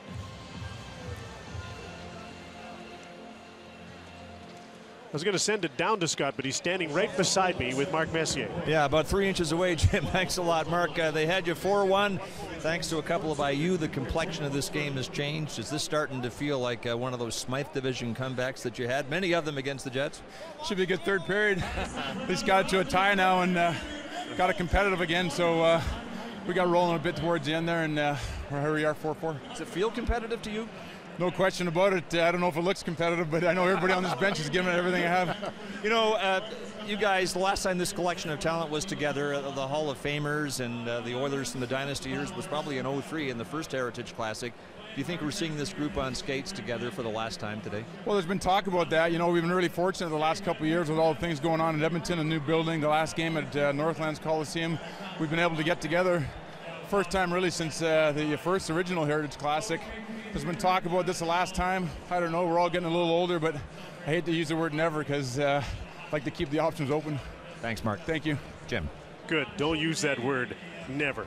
Mark Messier, the classic shot that made it 4-3. Coming up in the intermission, Jets Governor Mark Chipman will join Ron McLean in our panel from the Heritage Classic in Winnipeg. Continues. Here's the arrival of Don Cherry just a moment ago. Grapes, of course. Winnipeg's the home of 17 Wing, which all roads, the Royal Canadian Air Force, lead to Winnipeg. They have squadrons, they have command posts.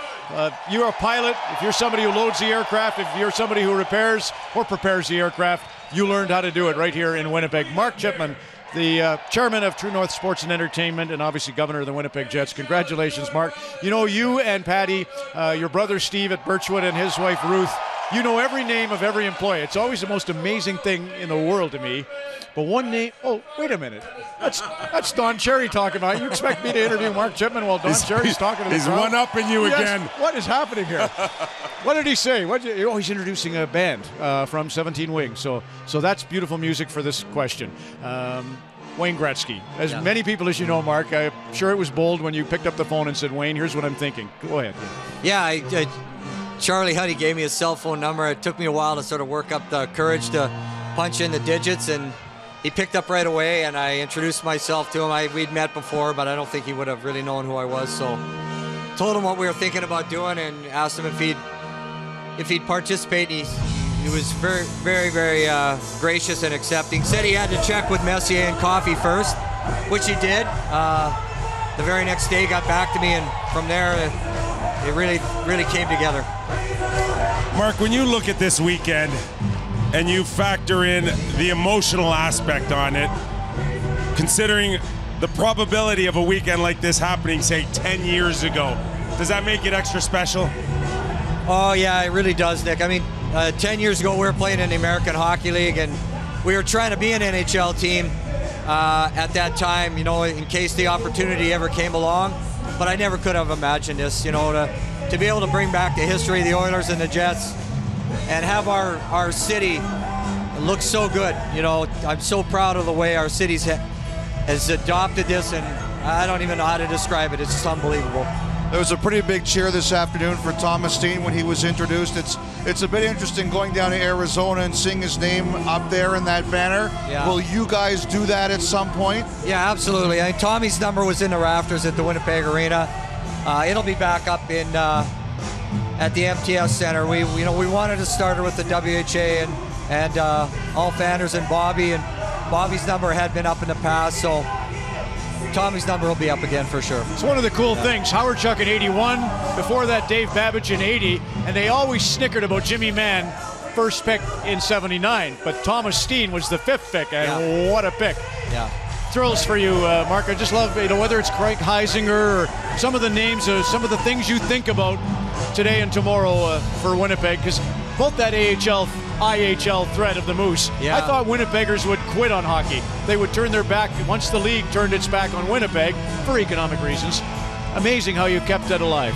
Yeah, you know, I just feel fortunate. I don't know how to explain it beyond that. You know, we kind of hung in and kept hockey going here, and you know, the NHL I think saw what we were doing and trying to do, and they gave us a tap on the shoulder in 07. That's when we started talking, and one thing led to another, and here we are. You know, Peter Pocklington once went in the AFCO Cup final, 1979. It was Jets and Oilers, so that's part of why these two teams even exist, is that history. But Pocklington went into the Edmonton dressing room. He promised every guy a trip to anywhere in the world. Yeah. And when they were down in the second period, he went back in the dressing room with a bathing suit and a bottle of sunscreen. And here you are on the ice with your team yesterday. I want to know, did you have something that you promised them? Was it money? I went in yesterday morning to say hello to the guys, and I play with Mike Ford, and next thing I know it convinced me to come out on the ice.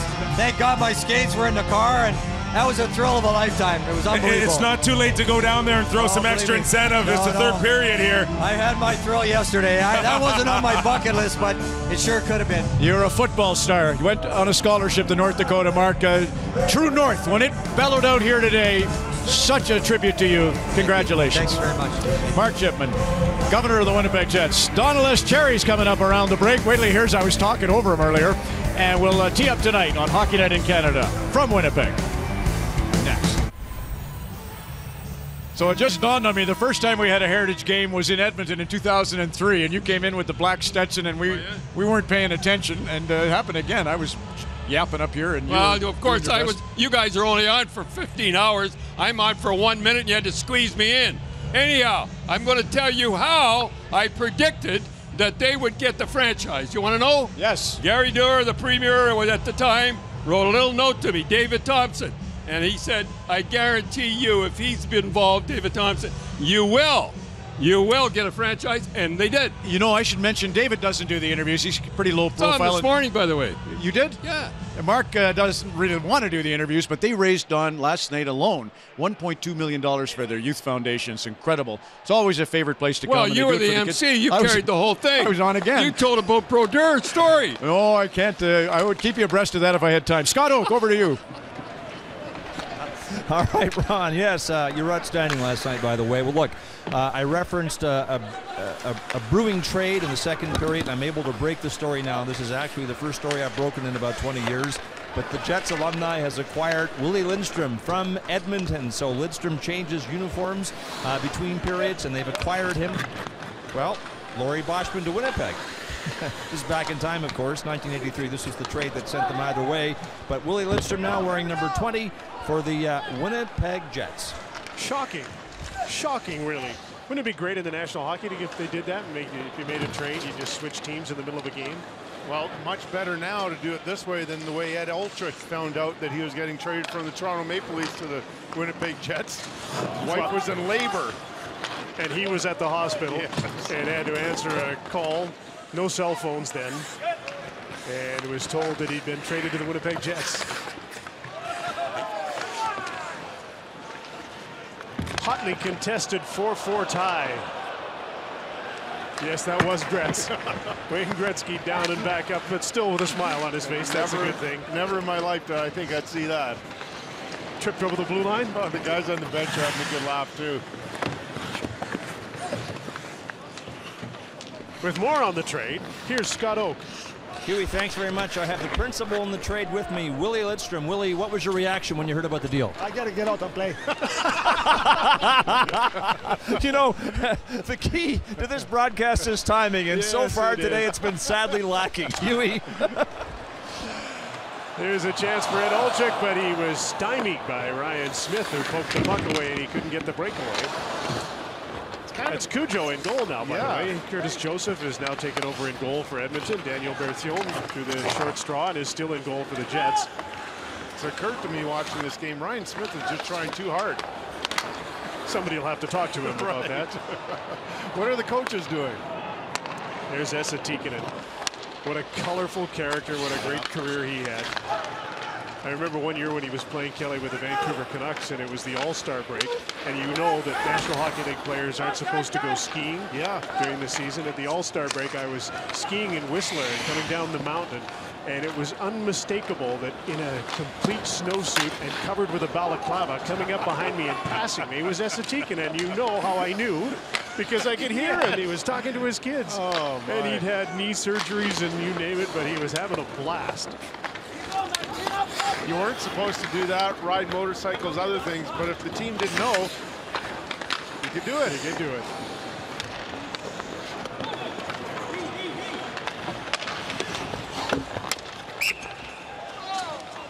Another offside call was Eddie Olczyk caught inside the blue line.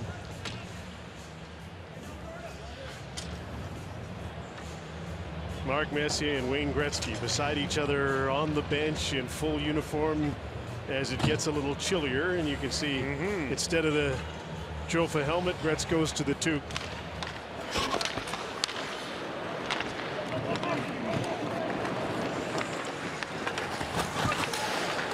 "48 different Oilers won the 5 Stanley Cups. 7 of them won all 5. Kevin Lowe, Grant Fuhr, Ben Anderson, Mark Messier, Charlie Huddy, Yari Curry, Randy Gregg. Doctor? Only 10 years in the league, Randy Gregg. Retired to go back into medicine. He was very different than most players. Came out of the University of Alberta. Played in the National Hockey League, played very well. And then retired to a practice as a doctor.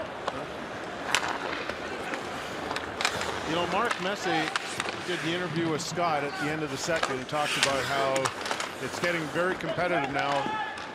And 5 minutes into the third, you can see it. It's noticeable on the ice. These guys still just can't help themselves. There's that Messier Anderson Simpson line out together again.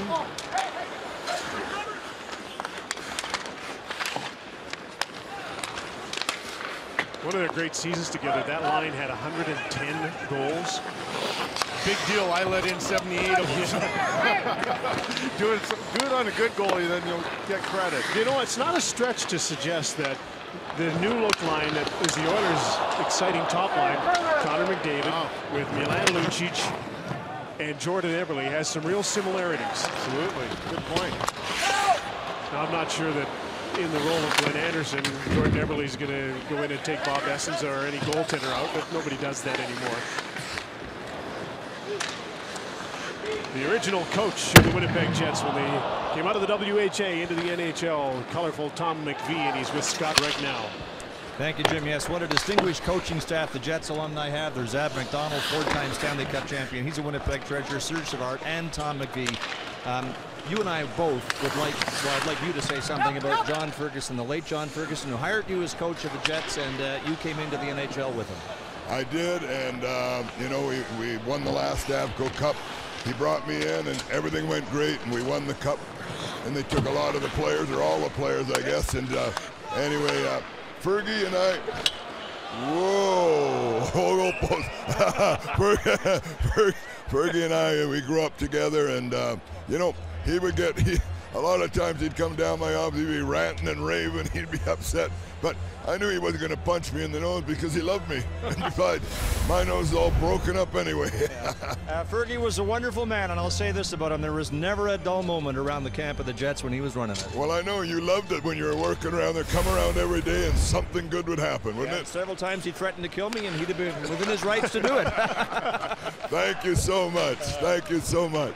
Thanks, Tom. Appreciate it. Okay, thanks, Scott. It was one of the great memories of anybody who ever worked in the Winnipeg Arena in our business, Kelly, is that if you were in the broadcast booth, you sat next to the general manager's booth. And if something went wrong for the Winnipeg Jets, you would hear this thunderous thump on the wall as John Ferguson hit the wall, and everything on your side would shake a little bit. He was very passionate, very emotional during the games. Oh, there's a little tweener that snuck in behind Daniel Berthiaume, and it's no goal. Waved off by Andy Van Hellemond. I had the good fortune of being in the San Jose Sharks organization for 2 years, and John Ferguson was one of our senior advisors, so I had a chance to spend a lot of time with him, and boy, did I ever learn a lot. I didn't ever see that side of John that you're talking about. I of course heard about it, and prior to my getting to know him, I was quite nervous when I was first going to start chatting with him and stuff, but boy, he was a really kind, gentle man. Oh, you're absolutely right. And just as you were saying about Dave Semenko earlier, right. What a funny guy and a great guy, and Fergie was the same way. You know, another guy we should mention today, too, who passed away much too early, is Ken Fryer Nicholson. He was a play-by-play man for the Winnipeg Jets in the WHA and into the NHL. Left us far too early. And boy, would he have a blast with all these guys out here today. Might even got some of the names right. We're doing our best, Jim. Come on.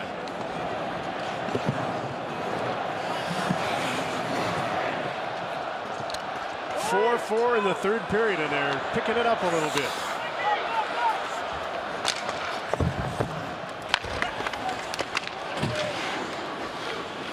Mike Ford with the long stretch pass. I like it. And Eddie Olczyk with the turnover. And here comes BJ with a backhander, and Craig Muni jumped in there and couldn't quite knock the puck out of the air into the net.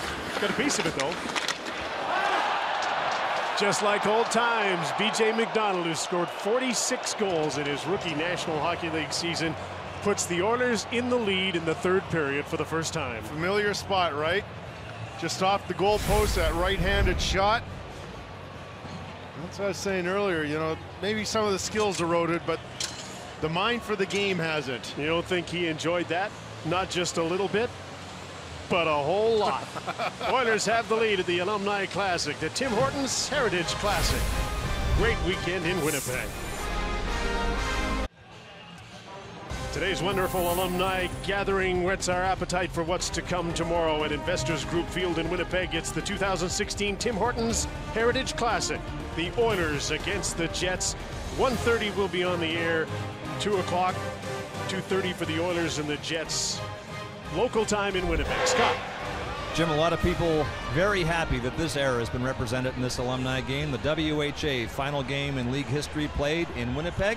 1978, Jets beat the Oilers 7-3 to win the Avco Cup in 6 games. The late Lars-Erik Schubert accepted the trophy, and he's been well remembered here this week. The last goal in WHA history scored in that game by Dave Semenko, and a young Wayne Gretzky played for the Oilers that year. Of course, it was on to the NHL after that, and Gretzky would never lose as an Oiler a playoff series to the Jets again. Many of them here and playing in this game, and there's a close miss for Darren Shannon. Just about tied this game up again. He's one of the guys who looks fit, looks like he always did when he played.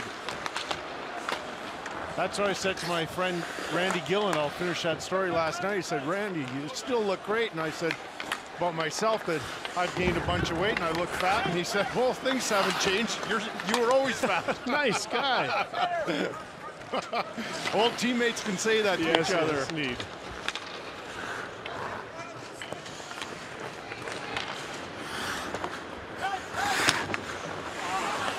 There's Craig Simpson. Trying to give the Oilers a little breathing room, a little insurance marker here halfway through the third period.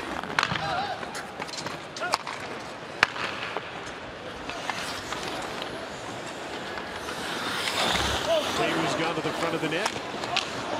Centering pass didn't get through. Vintage Dale Hawerchuk stopping a dime there, trying to find an open guy trailing the play. That was Ryan Smith again. I wonder if Gretzky and Curry had anything to do with the fact that Ryan Smith is now on their line. Yeah, Wayne usually gets his way. There's Teemu. Chris King.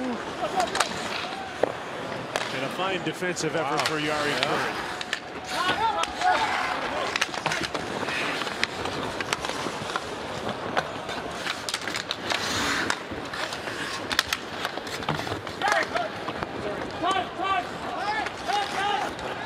Okay, so it's more competitive now. They're yelling now. They're talking on the ice.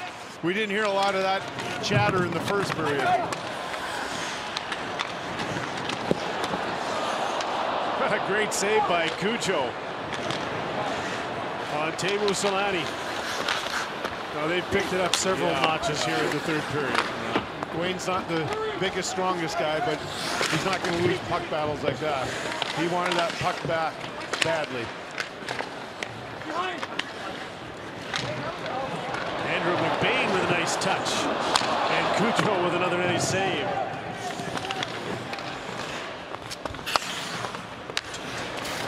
The benches may not have been shortened yet, but they're all standing now. Everybody's into it. How amazing is that?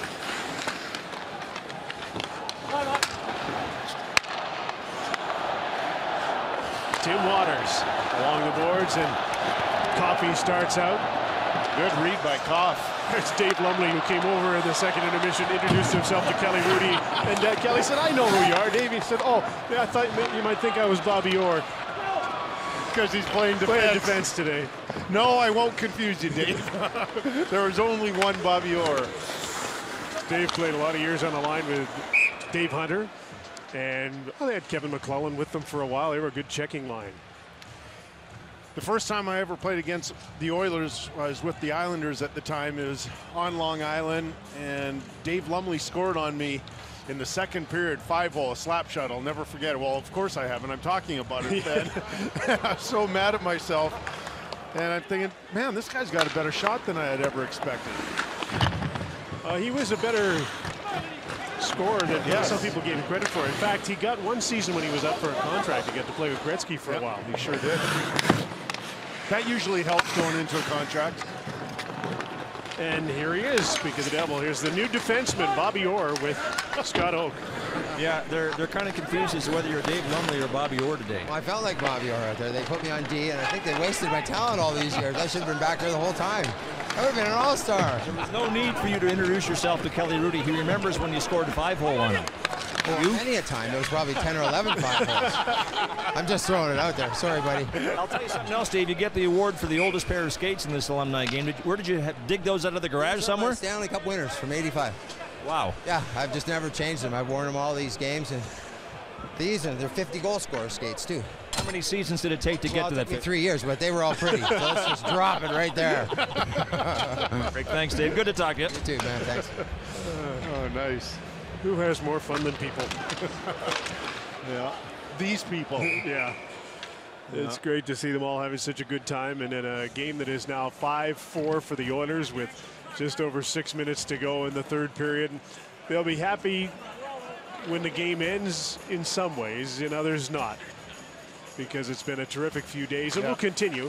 One of the great things the Oilers did, Kelly, last night was they had an event where they had all of these players, the alumni, got together with the new players and exchanged stories. They spent the evening together, just the players. And trying to bridge a little bit of a gap, because the new Oilers for years and years have had to live with it on their shoulders that the other guys, it's the alumni that won the Stanley Cups, and you guys have never been able to live up to it. I think last night they found out that these guys are on their side. They're all in the same boat. We'll take a short break at the Heritage Classic from Winnipeg. Canucks taking on Ryan Getzlaf and the Anaheim Ducks. That's tomorrow on Sportsnet. Today it's the Alumni Classic at the Tim Hortons Heritage Classic in Winnipeg. Dale Hawerchuk and the Winnipeg Jets playing catch-up against the Oilers. Again, Mark Messier has a couple of goals in the afternoon. And here's a chance for a break. Simpson defers to Anderson. What a save. The Bandit robs the Oilers again. Burt with his best save of the afternoon. I like it. Showing that he has actually been practicing for a couple of months. What do we say about the two-pad stack? What? We'd eventually see it. Nice technique. Waited till Glenn had his head down, then charged out a little bit. Classic butterfly. Right. No,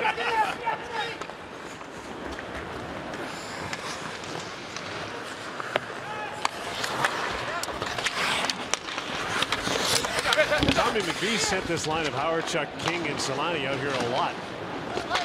He's really coaching. Watching him behind the bench. He's watching intently. He's all over it. He's into it. Well, Ab and Serjar as well. And another big save by Daniel Berthiaume. Straight time here, so the Jets are really running out of time. So Dan holding his team in. Slick little backhand pass, and that's looking a little bit more like the current goaltenders. Nice butterfly coming across. He just looks a little bit shorter than most of the guys now.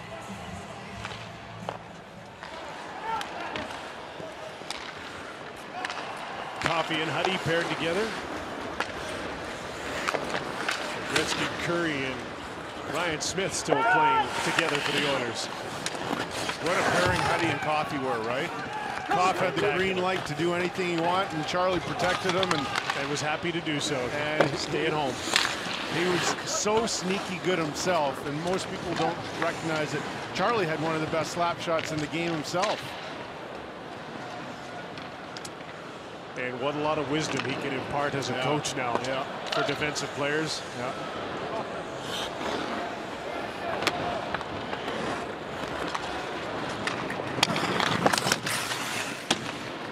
Charlie was going to lead that rush. Maybe not.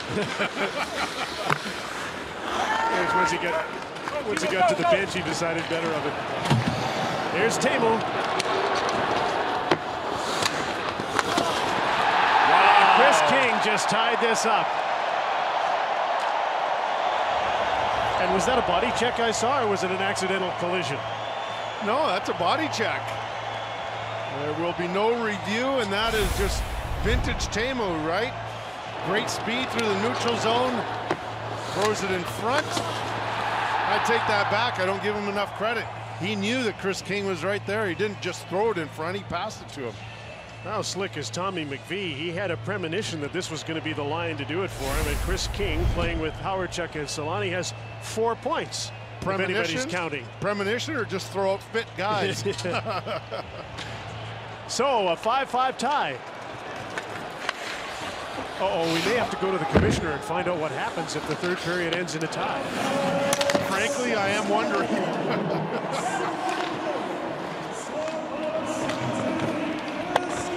I think they've just made an executive decision that if it's tied, they'll go to a shootout.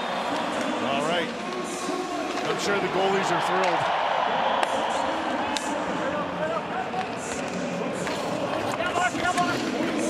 Still a couple of minutes, and one of these teams could end it. Laurie Boschman with a long shot. Curtis Joseph stopped. Edmonton, one of the 5 teams that Cujo played on where he won 30.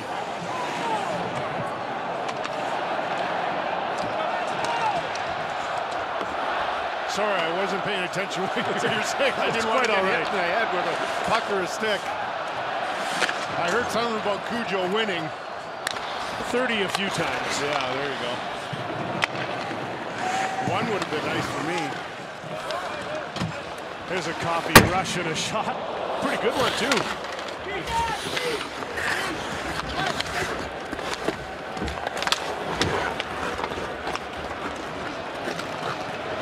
Another rush for Tamo with just over a minute to go. Good slick move by Ducky.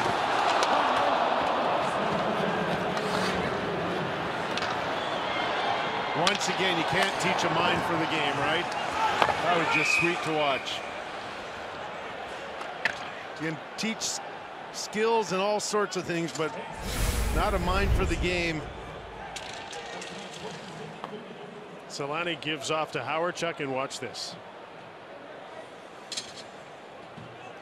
Beauty.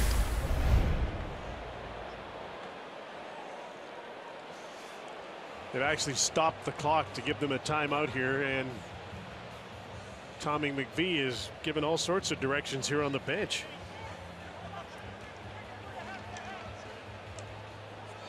Dan Berthume barking out some orders I couldn't quite understand.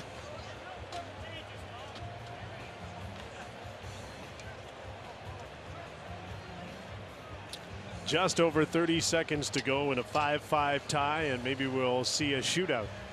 I guarantee you the Oiler coaches will use Gretzky. I would think.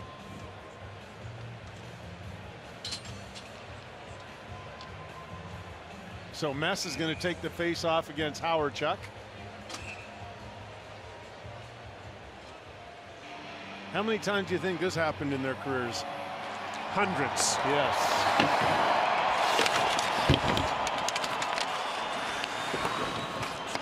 Messier with a little regroup, and Simpson and Anderson get into the attacking zone.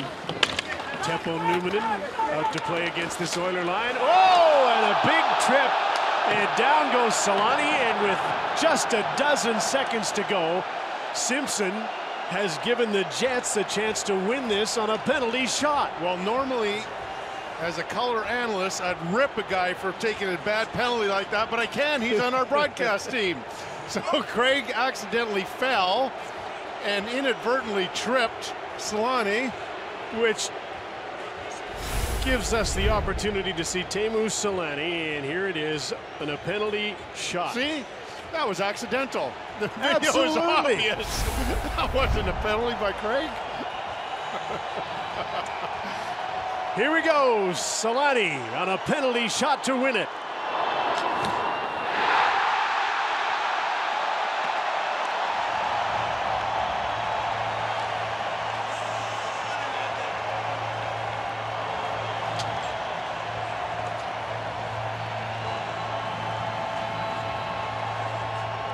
Well, these fans can thank Craig Simpson. He's got an eye for a good show. He's got theatrics in him, and he knew that this is what these 33,000 people wanted to see.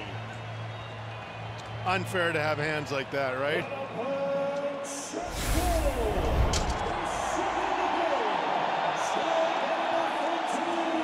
.65, and there'll be a drop of the puck, and the Jets will beat the Oilers.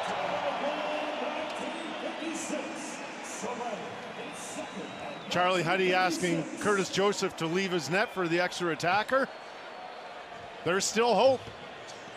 Under 4 seconds, they'll have to be quick, and there was a day when they might have been quick enough. I like that. Most likely not tonight. Not likely tonight. Kelly's got a long night ahead of him. We've got full hockey night in Canada broadcasts coming up. It'll be hosted from here in Winnipeg tonight. Had a great time being with you this afternoon, so have fun this evening and watching the real game, and I hope you can keep up after this. Thanks, pal. My pleasure. It's been awesome working with you. Well, it extended the clock. Suddenly an extra minute went on the clock. So Glenn Sather is controlling the clock here, I'd say. He's standing now, too. He just had his knee replaced. And been seated most of the show, but no. Before Teemu could bury the puck into the empty net, the Alumni Classic is over. Arch rivals for so many years through the 80s into the 90s. Winnipeg Jets and the Edmonton Oilers together again as one. as alumni of two great National Hockey League franchises.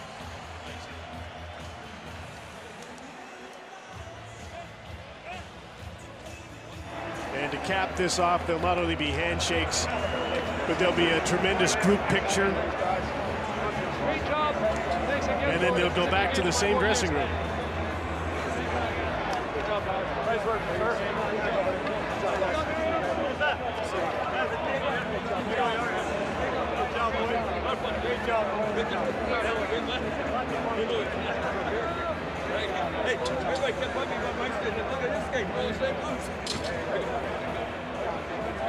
I haven't seen that in a long time.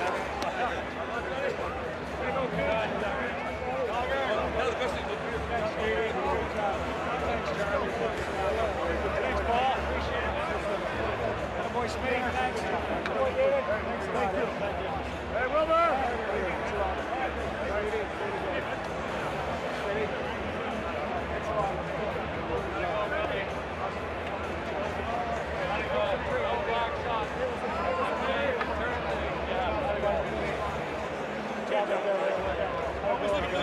You knew the team when we needed to get that.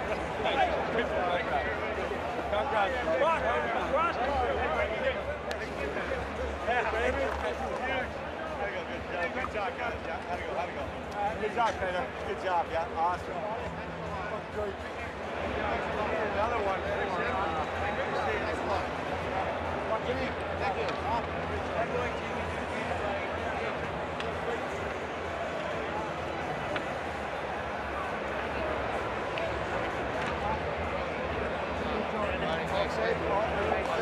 Oilers and Jets, maybe for one last time with these characters involved.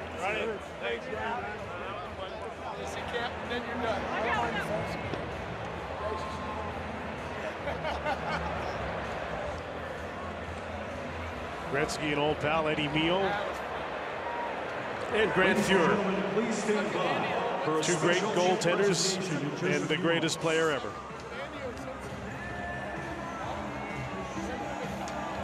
Or as he would be quick to point out, maybe one of them.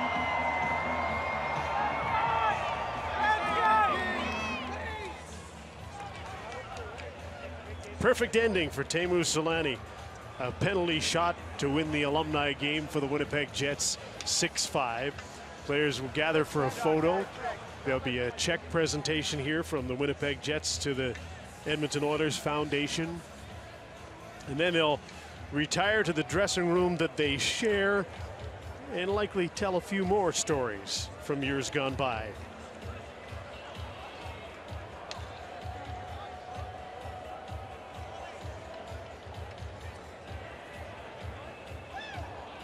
Dale Howardchuk was instrumental in making this event happen. Once Mark Chipman and the Winnipeg Jets organization had decided they were going to do this, in stepped Howardchuk to help make sure that all the right players were represented in the lineup. And here is Scott with Mark Chipman. Okay, Jim, thanks very much. Only got a few seconds because he's got to go on the ice, but tell me about the check presentation. A token of our, I guess, appreciation and deep respect for the Oilers for being a part of this and for the incredible work that their foundation does in Northern Alberta. It's just so thankful and grateful that they were a part of this. All right, where you go. Thank you. So this check from the Jets in appreciation of the Oilers' presence here today will go to the Oiler Foundation and its charities. And Ladies this is and a check for $100 grand. Attention to center ice for a special presentation. The Winnipeg Jets are honored to be hosting the Edmonton Oilers and are deeply grateful for their contribution to the Heritage Classic. As a token of our sincere appreciation and to acknowledge the incredible work the Oilers do for their community, True North Youth Foundation Chairman Mark Chipman is pleased to present Bob Nicholson of the Oilers with a check in the amount of $100,000 to further support the efforts of the Edmonton Oiler Community Foundation.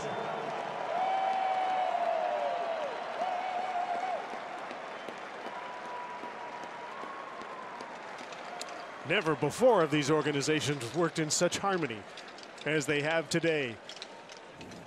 Shared a dressing room, brought back old times, played a game against each other, and now together helped some wonderful charities in Manitoba and in Alberta. Teemu Selanne won the game for the Jets, and here he is with Scott. How appropriate. The Jets' hero in this game is Teemu Selanne. 5 points, 2 penalty shot goals. Just tell me what the day meant to you. Well, obviously the score is the one thing, but you know, what a creative feeling here in this arena, and you know, playing against legends and playing with legends, that's unbelievable. And in front of the Winnipeg unbelievable fans, it's a great night.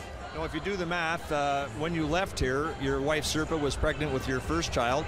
So your kids have never really had a chance to see you in a Jets sweater, and you have a few of them here today. How special was that? It was really special, and obviously my wife even painted her fingernails with the Winnipeg Jets logo. So the whole family was behind this weekend, and obviously it's a great experience for all of us. I want to ask you about the scoring. The end of the game, the 5-4 winner on the penalty shot. Craig Simpson, as we like to say, inadvertently hauled you down. Yeah, he got the assist. Yeah, that's how we have to describe it because he's on our broadcast crew. But what were you thinking on the penalty shot? Yeah, no, I have three things what I usually try, and I just make the decision when I go. I always watch first if the goalie comes out. If he doesn't come, I shoot, and that 5-0 is pretty normal shot for me, and you know, what a great ending. That's awesome. See, now you're speaking like you're still playing, and you've only retired, what, 2.5 years ago. When's the last time you were on skates? You know what? I have skated twice in 2 years, so you know, I think if I would practice 2 weeks hard, you know, I could play back in the NHL. So, but I won't. Don't worry about that. So I thought for a moment you're going to announce your comeback there. No, not a chance. There's a reason for that. Why I'm not playing. Get to the phone. Yeah, thanks. Yeah, don't want Teemu Selanne to miss the photo. The star of the game, the man who scored the game winner. And this will be a wonderful keepsake for all of these players and their families. From the Heritage Classic in Winnipeg. Many of them on the Oilers side played in that first Heritage Classic that spawned so many wonderful outdoor events in Canada and the United States. And now back in Canada, where the city of Winnipeg has embraced this week like few other places can. It seems so special when the outdoor games come to Canada and the whole city gets a chance to take part. It happened in Edmonton, it happened in Calgary, Vancouver, and now in Winnipeg. Great show by the Jets and the Oilers. Hall of Famers all.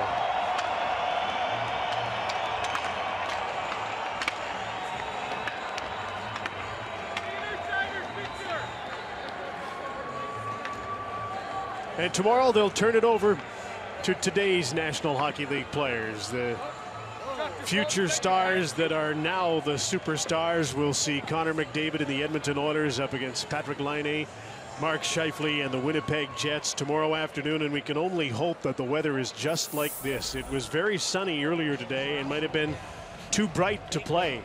But if we get a nice cloud cover like this and temperatures like this, it will be a spectacular show because the ice is terrific. Oilers and the Jets, 2 big points available tomorrow. Paul Coffey, Glenn Anderson, Mike Krushelnyski, their training staff, Peter Miller. They brought back all the trainers from these teams from the 80s, the equipment managers and trainers, so that they could all get together. Those that were so important to each other through a generation that was second to none. Superstars all, Stanley Cup winners, Hall of Famers. What a show. For the record, the Winnipeg Jets finally beat the Oilers. They got them 6-5 today in a terrific atmosphere. Stand by, lots more hockey to come. Hockey Central Saturday is next.